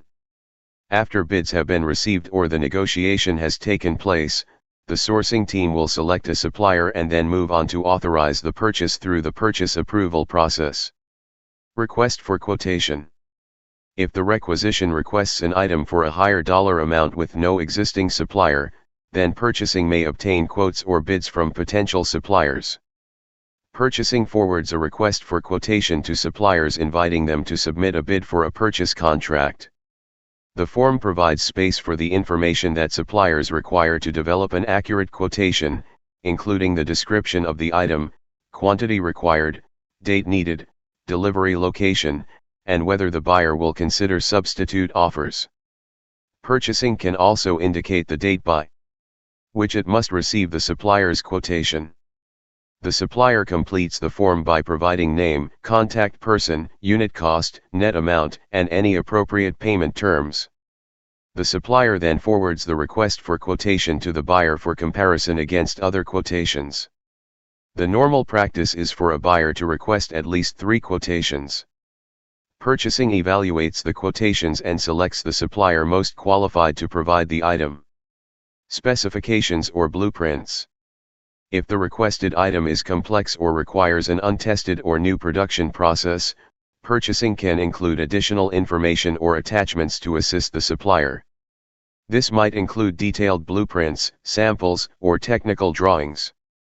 In addition, buyers can use requests for quotation as a preliminary approach to determine if a potential supplier even has the capability to produce a new or technically complex item. A buyer must identify suppliers with the required production capability before requesting detailed competitive bids. Further quotation and evaluation can then occur to identify the best supplier. If the purchase contract requires negotiation between the buyer and seller, rather than competitive bidding, purchasing sends a request for proposal, RFP, to a supplier. In many firms, RFQs and RFPs are synonymous.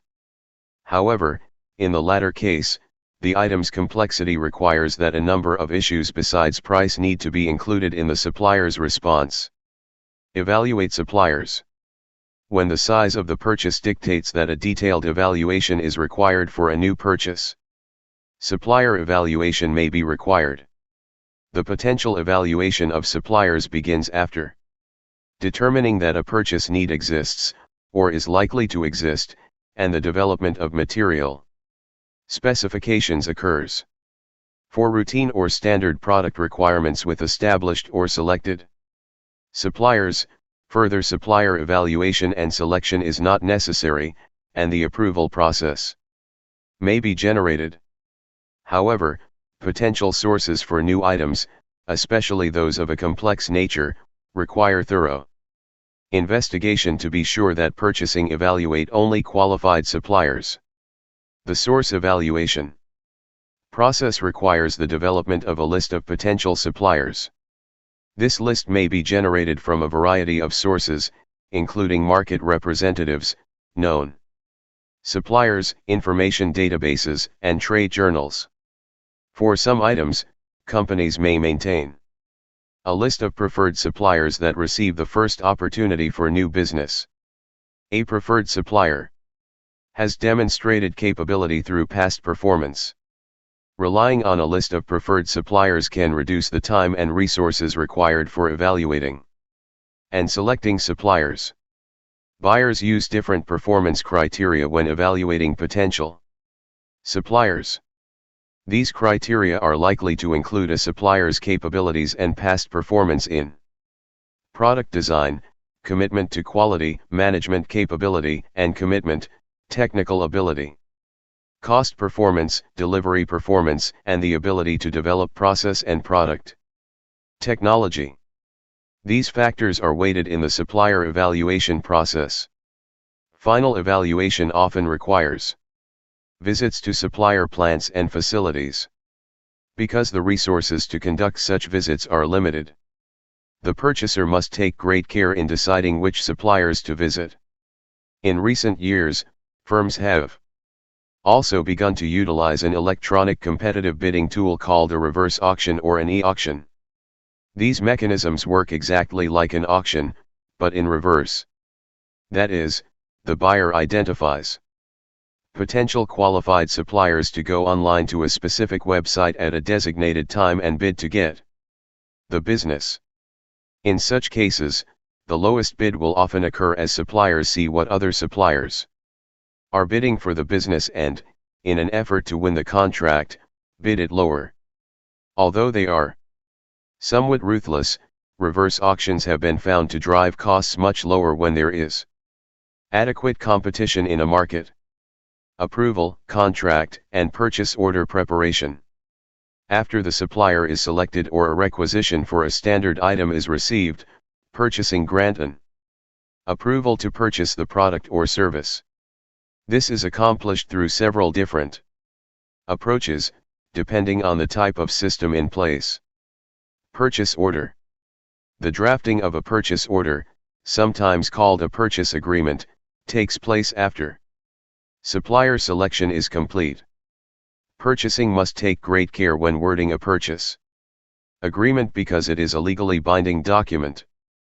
Almost all purchase orders include on the reverse side of the agreement the standard legal conditions that the order, i.e., the contract, is subject to. The purchase order details critical information about the purchase, quantity, material, specification, quality requirements, price, delivery date, method of delivery, ship to address, purchase order number, and order due date. This information, plus the name and address of the purchasing company, appears on the front side of the order. Approximately 7 to 9 copies typically accompany the purchase order. In computerized environments, a file containing a copy of the PO is sent to each department's computer mailbox. The supplier receives the original copy of the purchase order along with a file copy. The supplier signs the original and sends it back to the buyer. This acknowledges that the supplier has received the purchase order and agrees with its contents. In legal terms, the transmittal of the purchase order constitutes a contractual offer, whereas the acknowledgement by the supplier constitutes a contractual acceptance. Offer and acceptance are two critical elements of a legally binding agreement. Purchasing forwards a copy of the purchase order, either electronically or manually, to accounting, accounts payable, the requesting department, receiving, and traffic. Purchasing usually keeps several copies for its records. There are good reasons for allowing other departments to view purchase orders and incoming receipts. The accounting department gains visibility to future accounts payable obligations. It also has an order against which to match a receipt for payment when the material arrives. The purchase order provides the requesting department with an order number to include in its records. The requester can refer to the purchase order number when inquiring into the status of an order. Receiving has a record of the order to match against the receipt of the material. Receiving also can use outstanding purchase orders to help forecast its inbound workload. Traffic becomes aware of inbound delivery requirements and can make arrangements with carriers or use the company's own vehicles to schedule material delivery. Purchasing use their copies of the purchase order for follow-up and monitoring open orders. Orders remain active in all departments until the buying company acknowledges receipt of the order and that it meets quantity and quality requirements. Note that firms are increasingly using computerized databases to perform these processes and are moving toward a paperless office. Blanket purchase order. For an item or group of items ordered repetitively from a supplier, purchasing may issue a blanket purchase order, an open order, usually effective for 1 year, covering repeated purchases of an item or family of items. After a buyer establishes a blanket order with a supplier, the ordering of an item simply requires a routine order release. The buyer and seller have already negotiated or agreed upon the terms of the purchase contract. With a blanket purchase order, the release of material becomes a routine matter between the buyer and seller. Almost all firms establish blanket purchase orders with their suppliers. In fact, blanket orders have historically been the preferred method for making the purchasing process more efficient and user-friendly. Buyers usually prefer a purchase order for initial purchases or a one-time purchase, which purchasing professionals may also call a spot buy. Blanket purchase orders are common. For production items ordered on a regular basis or for the routine supplies required to operate. A maintenance supplies distributor, for example, may have a purchase order covering hundreds of items. It is not unusual for the buyer or seller to modify a purchase order to reflect new prices, new quantity discount schedules, or the adding or deleting of items. The blanket purchase order is similar to the purchase order in general content and is distributed to the same departments that receive a copy of a purchase order. The major difference between a purchase order and a blanket purchase order is the delivery date and the receiving department. This information on the blanket order remains open because it often differs from order to order. When negotiating a blanket purchase order, the buyer and supplier evaluate the anticipated demand over time for an item or family of items. The two parties agree on the terms of an agreement, including quantity discounts, required quality levels, delivery lead times, and any other important terms or conditions. The blanket purchase order remains in effect during the time specified on the agreement. This time period is often, but not always, 6 months to a year. Longer-term agreements covering several years are becoming increasingly common with some firms. Most buyers reserve the right to cancel the blanket order at any time, particularly in the event of poor supplier performance. This requires an escape clause that allows the buyer to terminate the contract in the event of persistently poor quality, delivery problems, and so on. Material purchase release. Buyers use material purchase releases to order items covered by blanket purchase orders. Purchasing specifies the required part number, S, quantity, unit price, required receipt date, using department, ship to address, and method of shipment and forwards this to the supplier. Purchasing forwards copies of this form to the supplier, accounting, receiving, and traffic. Purchasing retains several copies for its records. The copy to the supplier serves as a notification of a required item or items. Accounting receives a copy so it can match the quantity received against the quantity ordered for payment purposes. Receiving must have visibility of incoming orders so it can compare ordered quantities with received quantities. As with other forms, this part of the process is increasingly becoming electronic. Different types of material releases exist. Organizations often use the material release as a means to provide visibility to the supplier about forecasted material requirements as well as actual material requirements. One U.S. automobile producer provides suppliers with an 18-month forecast for replacement parts. The first 3 months of the release are actual orders. The remaining 9 months represent forecasted requirements that help the supplier plan. In other cases, a more detailed contract is required above and beyond a simple purchase order. A contract is typically required if the size of the purchase exceeds a predetermined monetary value, example $1,000, or if there are risks associated with doing business with a supplier where the potential for conflict and problems is not negotiated prior to the purchase. Because purchasing professionals buy products and services as a career, it is not surprising that they deal regularly with contracts. It is therefore critical that purchasing managers understand the underlying legal aspects of business transactions and develop the skills to manage those contracts and agreements on a day-to-day basis. Once a contract has been negotiated and signed, the real work begins. From the moment of signing, it is the purchasing manager's responsibility to ensure that all of the terms and conditions of the agreement are fulfilled. If the terms and conditions of a contract are breached, purchasing personnel are also responsible for resolving the conflict. In a perfect world, there would be no need for a contract, and all deals would be sealed with a handshake. However, contracts are an important part of managing buyer-supplier relationships as they explicitly define the roles and responsibilities of both parties, as well as how conflicts will be resolved if they occur, which they almost always do. Purchasing contracts can be classified into different categories based on their characteristics and purpose. Almost all purchasing contracts are based on some form of pricing mechanism and can be categorized as a variation on two basic types: fixed price and cost-based contracts. Fixed price contracts. Firm fixed price. The most basic contractual pricing mechanism is called a firm fixed price. In this type of purchase contract, the price stated in the agreement does not change, regardless of fluctuations in general overall economic conditions, industry competition, levels of supply, market prices, or other environmental changes.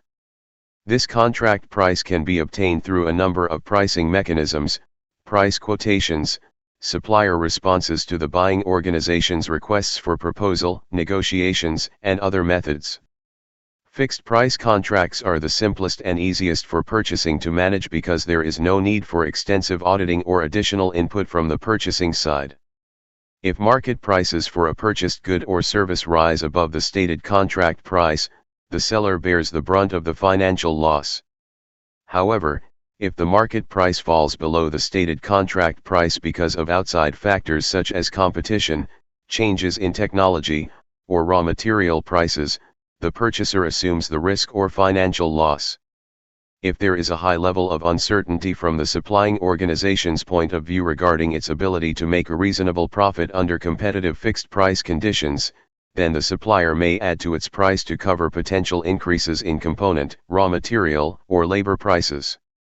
If the supplier increases its contract price in anticipation of rising costs, and the anticipated conditions do not occur, then the purchaser has paid too high a price for the good or service. For this reason, it is very important for the purchasing organization to adequately understand existing market conditions prior to signing a fixed price contract to prevent contingency pricing from adversely affecting the total cost of the purchase over the life of the contract. Cost-based contracts. Cost-based contracts are appropriate for situations in which there is a risk that a large contingency fee might be included using a fixed price contract. Cost-based contracts typically represent a lower level of risk of economic loss for suppliers, but they can also result in lower overall costs to the purchaser through careful contract management. It is important for the purchaser to include contractual terms and conditions that require the supplier to carefully monitor and control costs. The two parties to the agreement must agree on what costs are to be included in the calculation of the price of the goods or services procured. Cost-based contracts are generally applicable when the goods or services procured are expensive, complex, and important to the purchasing party, or when there is a high degree of uncertainty regarding labor and material costs. Cost-based contracts are generally less favorable to the purchasing party because the threat of financial risk is transferred from the seller to the buyer. There is also a low incentive for the supplier to strive to improve its operations and lower its costs, and hence the price to the purchaser. In fact, there is an incentive, at least in the short run, for suppliers to be inefficient in cost-based contracts because they are rewarded with higher prices. Receipt and inspection. This phase of the purchasing cycle involves the physical transmittal of purchase requirements and should be a fairly routine, although not necessarily the most efficient, part of the purchasing cycle. Some organizations transmit orders electronically, whereas others send material releases through the mail or by fax. Purchasing or materials planning must minimize the time required to release and receive material. Electronic data interchange, EDI, which involves the electronic transfer of purchase documents between the buyer and seller, can help shorten order cycle time. EDI transactions, particularly through the Internet, will increase over the next several years. Also, better relationships with suppliers can support a just-in-time, JIT, ordering system. In some companies, once a contract is negotiated, internal end users may be directly responsible for releasing material orders covered under the terms of the contract, and purchasing personnel are no longer involved until the contract is renewed. Receiving process. Purchasing or a materials control group must monitor the status of open purchase orders. There may be times when a purchaser has to expedite an order or work with a supplier to avoid a delayed shipment. A buyer can minimize order follow-up by selecting only the best suppliers and developing stable forecasting and efficient ordering systems. The receiving process should also be made as efficient as possible by using barcode technology to receive and place supplier deliveries in inventory. The shipping and receiving processes require several other important documents that also can be electronic, including the material packing slip, the bill of lading, and the receiving discrepancy report. Material packing slip. The material packing slip, which the supplier provides, details the contents of a shipment. It contains the description and quantity of the items in a shipment. It also references a specific purchase order and material release number for tracking and auditing purposes.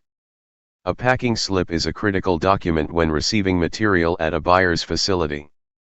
The receiving clerk uses the packing slip to compare the supplier packing slip quantity against the actual physical receipt quantity. Furthermore, the packing slip quantity should match the material release quantity. The comparison between material release quantity and packing slip quantity is critical. It determines if suppliers have over or undershipped. Bill of lading. Transportation carriers use a bill of lading to record the quantity of goods delivered to a facility. For example, the bill of lading may state that ABC carrier delivered 3 boxes to a buyer on a certain date. This prevents the purchaser from stating a week later that it received only 2 boxes. The bill of lading details only the number of boxes or containers delivered. Detailing the actual contents of each container is the supplier's responsibility. That information appears on the packing slip. The bill of lading helps protect the carrier against wrongful allegations that the carrier somehow damaged, lost, or otherwise tampered with a shipment. This document does not necessarily protect the carrier against charges of concealed damage, however. A user may discover concealed damages after opening a shipping container. Responsibility for concealed damage is often difficult to establish. The receiving company may blame the carrier. The carrier may blame the supplier or maintain that the damage occurred after delivery of the material. The supplier may maintain total innocence and implicate the carrier. While all this goes on, the buyer must reorder the material as a rush order. This can affect customer service or commitments. Receiving discrepancy report. A receiving discrepancy report details any shipping or receiving discrepancies noted by the receiving department. It is often the job of purchasing or material control to investigate and resolve material discrepancies. Material discrepancies usually result from incorrect quantity shipments. They can also result from receiving an incorrect part number or a part number incorrectly labeled. Just-in-time purchasing. Just-in-time purchasing and manufacturing allows firms to eliminate most receiving forms. This assumes that if its production line does not shut down, it must have received its scheduled shipments from its suppliers. The accounts payable department makes payment unless informed otherwise. This JIT system eliminates the need for packing slips and inbound material inspection. The system also eliminates the need to examine, file, and forward multiple copies of each packing slip to various departments. If a receipt does not arrive on time or is not damage-free, it realizes this within minutes. With this system, no news means the shipment arrived and is production ready. Other similar system called back-flush accounting. In this system, suppliers are paid only for the quantity of components that are used in each week's production runs. In the event that parts are tossed aside on the production line because of defects, the firm does not pay for them. Someone, typically purchasing or materials personnel, must monitor the status of open purchase orders. There may be times when the buying firm has to expedite an order or work with a supplier to avoid a delay in a shipment. A company can minimize order follow-up by selecting only the best suppliers and developing internally stable forecasting and ordering systems. When the order for a physical good arrives at the buyer's location, it is received and inspected to ensure that the right quantity was shipped and that it was not damaged in transit. Assuming that the product or service was delivered on time, it will be entered into the company's purchasing transaction system. Physical products delivered by suppliers then become part of the company's working inventory. In the case of services, the buyer must ensure that the service is being performed according to the terms and conditions stated in the purchase order. For services, the user will typically sign off on a supplier timesheet or other document to signal purchasing that the service was delivered as promised, on time, and according to the conditions stated in the initial SOW. That may mean checking with the actual users within the organization who requested the service in the first place and ensuring that all is going as planned. Deviations from the statement of work must be noted and passed on to the supplier, which in some cases may require modifications to the original PO or contracted SOW, often called a change notice when this occurs. Invoice settlement and payment. Once the item or service is delivered, the buying firm will issue an authorization for payment to the supplier. Payment is then made through the organization's accounts payable department. This is increasingly being accomplished through electronic means. Suppliers are more often being paid through electronic funds transfer, EFT, which is the automatic transfer of payment from the buyer's bank account to the supplier's bank account. More and more organizations are moving to integrated systems where all purchase orders, receipts, and payments are made electronically. Records maintenance. After the product or service has been delivered and the supplier paid, a record of critical events associated with the purchase is entered into a supplier performance database. The supplier performance database accumulates critical performance data over an extended period, helping purchasing identify trends or patterns in supplier performance. Why is it important to capture the transaction-level data associated with all purchasing processes? This answer is discussed in the next section. Specifically, from time to time the firm must identify opportunities for savings through a process known as a spend analysis. Spend analysis becomes a critical input into building sourcing strategies. Continuously measure and manage supplier performance. One way to identify the best suppliers is to track performance after awarding a contract. Supplier measurement and management is a key part of the purchasing cycle. Buyers should not assume that the purchasing cycle ends with the receipt of an ordered item or the selection of a supplier. Continuous measurement is necessary to identify improvement opportunities or supplier non-performance. This section simply summarizes the key points about this phase of the purchasing cycle. A desired outcome from performance measurement is improved supplier performance. If no formal evaluation takes place, a buyer has little insight into supplier performance over time, and tracking any performance improvement that results from supplier development efforts is not possible. Without a measurement and evaluation system, a buyer lacks the quantitative data necessary to support future purchase decisions.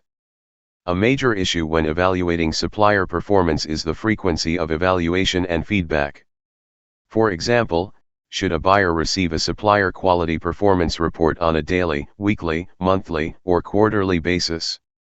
Although most firms recognize the need to notify suppliers immediately when a problem arises, there is little consensus about the frequency for conducting routine or scheduled supplier evaluations. For many firms, this overall evaluation may occur only 1 or 2 times a year. Regardless of the reporting frequency, supplier performance measurement is an important part of the purchasing process cycle. Re-engineering the procure-to-pay process. Many companies have P2P processes that are in disrepair and are focused on improving the P2P cycle. In the re-engineering the procure-to-pay process, suppliers and experts recommend that executives apply the following approach. 1. Secure top management support for the initiative and budgeting for the project. Develop a list of key benefits and deliverables that will occur as a result of the improvements. Document the cost of leaving the system broken in its current state. 2. Map existing processes and problems with the P2P cycle. Identify where the breakdowns are occurring and why they are occurring. 3. Understand the needs and requirements of the user groups. Many of the people involved: maintenance, planning, project management, suppliers, accounts payable, buyers, and so on, have specific issues that prevent them from using the existing system. Also, many of the specific sites may have issues that need to be considered in designing the new system. 4. Team redesign workshops should be used to bring together key subject matter experts, SMEs, from each of the business units. Suppliers should also be invited to attend and participate, as they may have solutions they have adopted with other customers that may prove to be efficient and simple to use. Why reinvent the wheel? 5. Explore existing technology solutions with ERP systems, as well as bolt-on applications. Map out the business requirements and ensure they are aligned with the technology solutions that are available. Begin to estimate cost of deployment, and ensure that adequate planning and due diligence is taken at this step. 6. Following the workshops, define the new process, and begin to pilot using a planned technology. Ensure that it takes place in a real environment, with actual non-trained users involved in the pilot before cutting over to the next process. 7. Train and deploy other users based on the new processes and systems. Be sure to make the training appropriate to the specific functional unit and user groups. 8. Monitor, update, and improve the system, ensuring that catalogs are kept up to date. Hold periodic meetings with suppliers and user groups to solicit input and identify problems with the systems. As technology and business requirements evolve, the P2P cycle will probably need to be revisited from time to time to ensure it is meeting the needs of internal customers and that suppliers are satisfied with the system. Types of purchases. Organizations buy many different goods and services. All purchases represent a trade-off between what an organization can make itself versus what it must buy externally. For many items, the make or buy decision is actually quite simple. Few firms could manufacture their own production equipment, computers, or pencils. However, all firms require these items to support continued operations. The challenge is deciding which suppliers offer the best opportunity for items an organization must purchase externally. The following sections outline the variety of goods and services a typical purchasing department is responsible for buying. Please note that for each category, organizations should establish measures that track the amount of goods in physical inventory. Raw materials. The raw materials purchase category includes items such as petroleum, coal, and lumber, and metals such as copper and zinc. It can also include agricultural raw materials such as soybeans and cotton. A key characteristic of a raw material is a lack of processing by the supplier into a newly formed product. Any processing that occurs makes the raw material saleable. For example, copper requires refining to remove impurities from the metal. Another key characteristic is that raw materials are not of equal quality. Different types of coal, for example, can differ by sulfur content. Raw materials often receive a grade indicating the quality level. This allows raw materials purchases based on the required grade. Semi-finished products and components. Semi-finished products and components include all the items purchased from suppliers required to support an organization's final production. This includes single part number components, sub-assemblies, assemblies, subsystems, and systems. Semi-finished products and components purchased by an automobile producer include tires, seat assemblies, wheel bearings, and car frames. Managing the purchase of semi-finished components is a critical purchasing responsibility because components affect product quality and cost. Hewlett-Packard buys its laser jet printer engines, which are a critical part of the finished product, from Canon. HP must manage the purchase of these engines carefully and work closely with the supplier. Outsourcing product requirements increases the burden on purchasing to select qualified suppliers, not only for basic components, but also for complex assemblies and systems. Finished products. All organizations purchase finished items from external suppliers for internal use.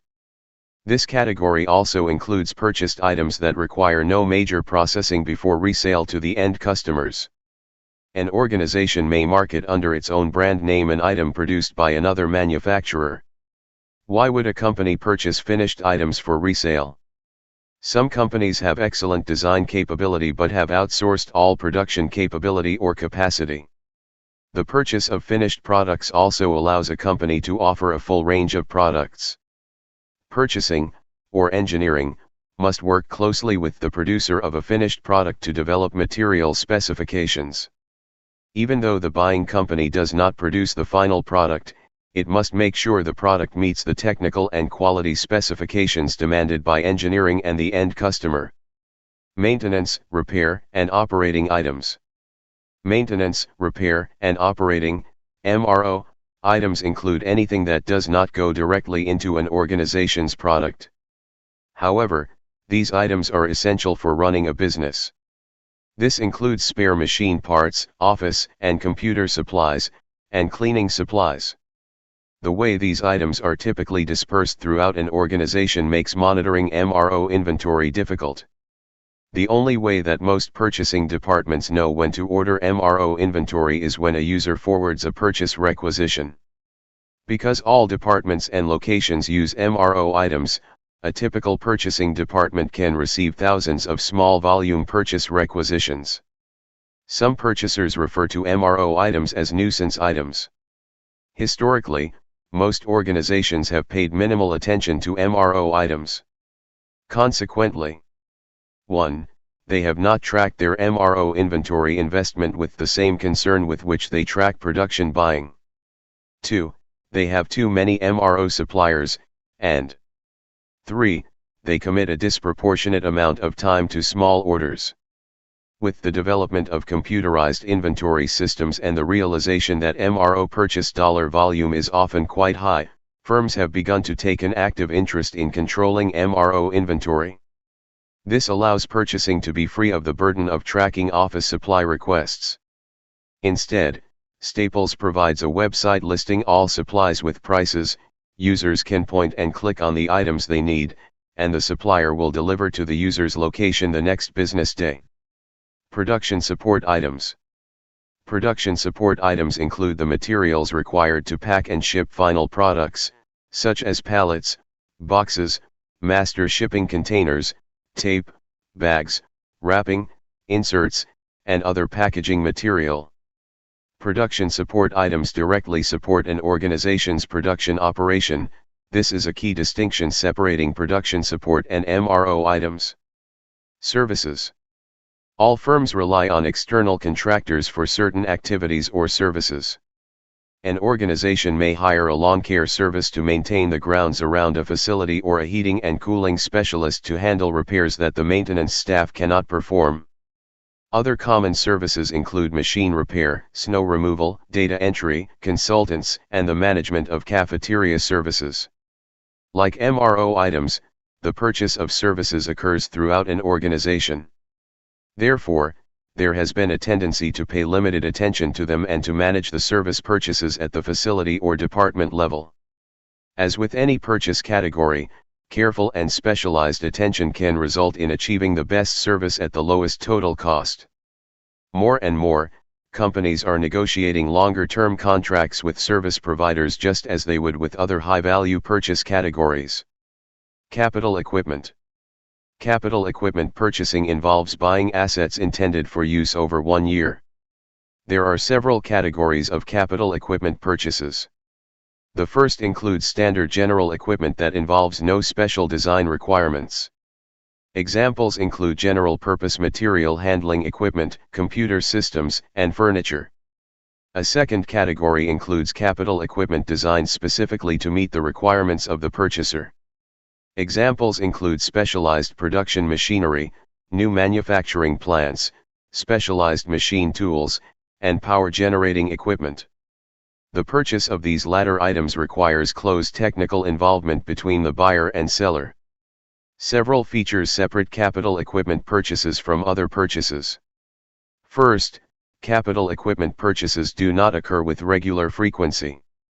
A production machine, for example, may remain in use for 10 to 20 years. A new plant or power substation may remain in operation over 30 years. Even office furniture may last over 10 years. A second feature is that capital equipment investment requires large sums of money. This can range from several $1,000s to hundreds of millions of dollars. High-dollar contracts will require finance and executive approvals. For accounting purposes, most capital equipment is depreciable over the life of the item.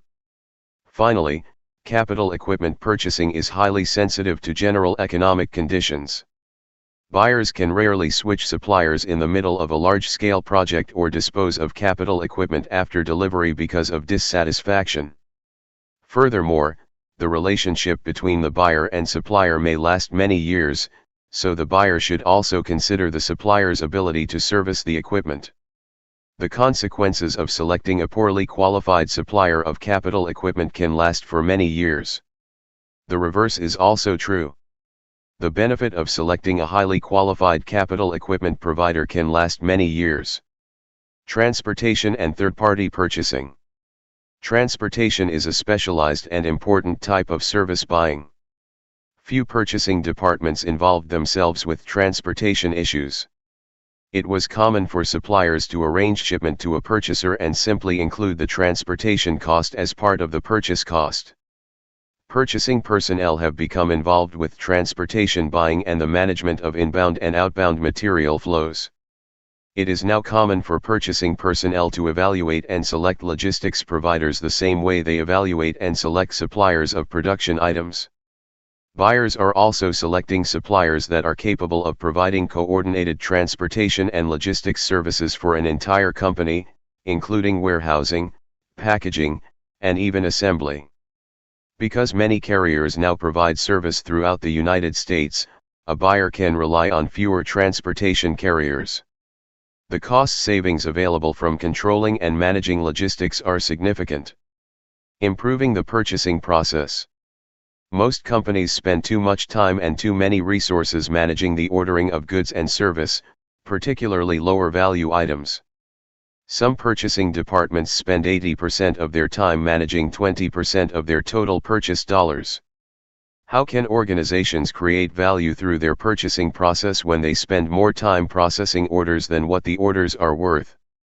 How organizations are improving the purchasing process by reducing the time and effort associated with obtaining lower value goods and services. The methods or approaches that organizations expect to emphasize over the next several years to improve the low-value purchasing process. The following sections summarize the approaches and methods presented in the exhibit. Online requisitioning systems from users to purchasing. Online requisitioning systems are internal systems designed primarily to save time through efficient and rapid communication. Users should use these systems only if they require purchasing involvement to support a material or service need. If users do not require assistance, they should have access to other low-dollar systems that do not require purchasing involvement. Advanced organizations are much more likely to allow users to request low-value purchases through internal electronic systems when the need requires purchasing involvement. Organizations that have made less progress managing low-value purchasing use company mail or the phone to receive user requests. Users should rely on efficient requisitioning systems for items that require purchasing involvement. A longer-term focus should be to create systems and processes that empower users to obtain low-value items directly from suppliers rather than involving purchasing. Electronic purchasing commerce through the Internet. Electronic purchasing commerce through the Internet refers to a broad and diverse set of activities. Using the Internet to conduct purchasing business is not extensive today, although commercial Internet usage by purchasers should currently increase dramatically and over the next several years. The highest expected growth areas in e-commerce purchasing include the following: transmitting purchase orders to suppliers, following up on the status of orders, submitting requests for quotes to suppliers, placing orders with suppliers, making electronic funds transfer payments, establishing electronic data interchange capability. Longer-term purchase agreements. Longer-term purchase agreements usually cover a period of 1 to 5 years, with renewal based on a supplier's ability to satisfy performance expectations. These agreements can reduce the transactions costs associated with lower value purchases by eliminating the need for time-consuming annual renewal. Furthermore, once a purchaser and a supplier reach agreement, material releasing responsibility should shift to user groups. Ideally, material releasing becomes electronic rather than manual, even for lower value items. Although the two approaches are conceptually similar, differences exist between a blanket purchase order, which purchasers routinely use, and longer-term purchase agreements. Both approaches rely on a contractual agreement to cover specific items or services. They may be for extended periods, they are legal agreements, and they are highly emphasized ways to manage lower-value purchases.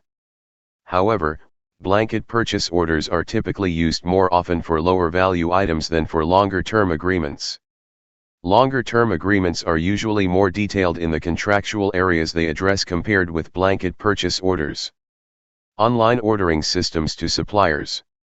Online ordering systems involve direct electronic links from a purchaser's system to a supplier's system, often through a modem or other web-enabled technologies. A major feature of online ordering systems is that suppliers often bear the responsibility for developing the software required to link with a customer's system. Online ordering is a logical approach once an organization has established a blanket purchase agreement or longer-term contract with a supplier. The strategic part of the sourcing process involves identifying, evaluating, and selecting suppliers. Online ordering systems allow purchasing or users to place orders directly into a supplier's order entry system. Advantages of online ordering systems include the following: immediate visibility to back-ordered items, faster order input time, which contributes to reduced order cycle times, reduced ordering errors, order tracking capabilities, order acknowledgement from the supplier, often with shipping commitment dates, ability to batch multiple items from multiple users on a single online order, faster order cycle time from input to delivery. Suppliers establish online ordering systems so purchasers can have dedicated access to the supplier's order entry system. The system creates a seamless tie-in or linkage between organizations. Online ordering through electronic catalogs. Purchasers are increasingly using this approach in conjunction with other low-dollar purchase systems. For example, one organization allows its user to identify supply sources through the internet and then use a procurement card to process the order. The key benefit of using electronic catalogs is their powerful low-cost search capability and, if users order directly instead of relying on purchasing, reduced total cycle time and ordering costs. Perhaps the greatest drawback to online ordering is the limited number of suppliers that offer electronic catalogs, along with questions about security of electronic ordering and control issues. Allowing users to contact suppliers directly. This general method or approach involves different kinds of low-dollar systems. Procurement cards technically qualify as a system that allows users to contact suppliers directly. Online ordering systems also allow users to contact suppliers directly, or the system may involve nothing more than a multiple-part form, such as a limited purchase order, that users complete as they initiate an order. Approaches that allow users to contact suppliers directly shift responsibility for the transaction from purchasing to the user. Even for items with no established supplier, purchasing still may have limited or no involvement unless the requirement reaches a predetermined dollar or activity level. If an item becomes a repetitive purchase, then purchasing may determine if the item warrants a blanket purchase order.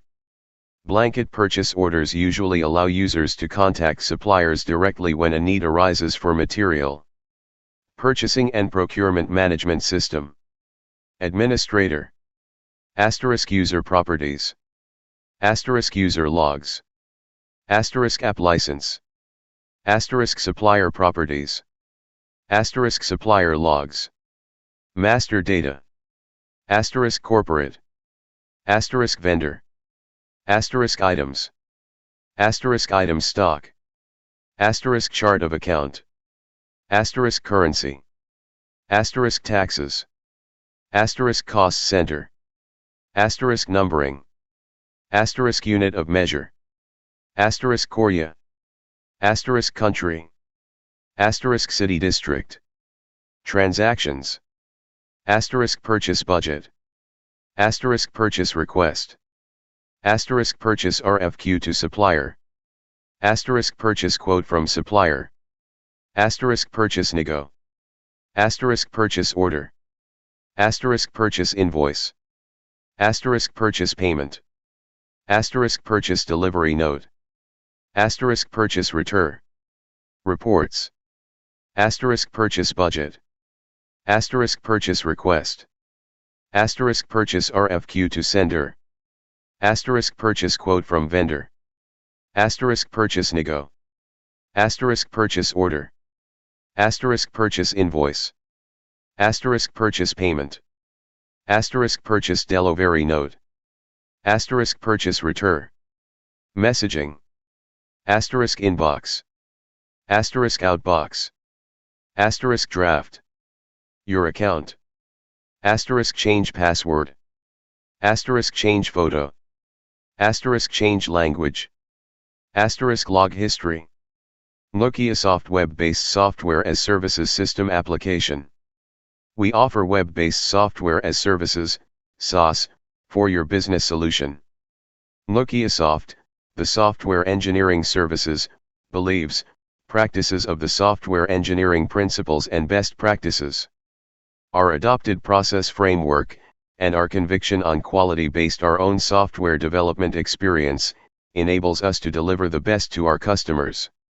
While software engineering has been around for decades, its adoption leading to business success through improved quality and predictability has been, by and large, a mirage. Software is essentially a construction in mind and, a collective one at that, with many stakeholders of varying interests and skills. Applying the engineering principles is more of continuous refinements of an adaptive process rather than adoption of a prescriptive process.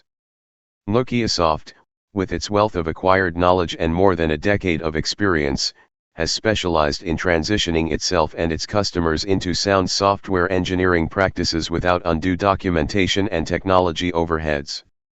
We are the only IT consultancy management, design and development, software as services, SaaS, and cloud application solutions. SaaS app on desktop. SaaS web-based application will be installed on desktop computer. SaaS app on VPS server. SaaS web-based application will be installed on data center VPS server. SaaS app on Colorado dedicated server.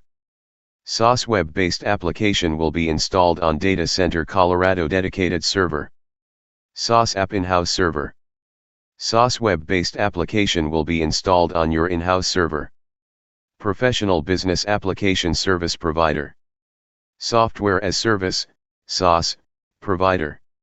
Software as a service, SaaS, is a software distribution model in which a third-party provider hosts applications and makes them available to customers over the Internet.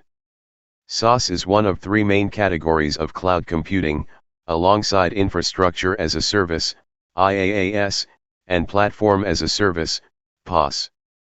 VPS and dedicated application services. We also offer customers to run our web-based applications with a VPS that runs its own copy of an operating system, and customers may have super user level access to that operating system instance, so they can install multiple applications that runs on that OS. The system working 24 hours with high bandwidth internet connection. Agile software development. Agile software development is a conceptual framework for software engineering that promotes development iterations throughout the life cycle of the project. Website development. Our expert team of website developers and digital strategists use cutting-edge technology and best practices to create custom sites that increase user engagement. We understand that every custom web development project is unique. We want to get to know your brand, understand your needs, and determine an appropriate timeline and project plan tailored to your business.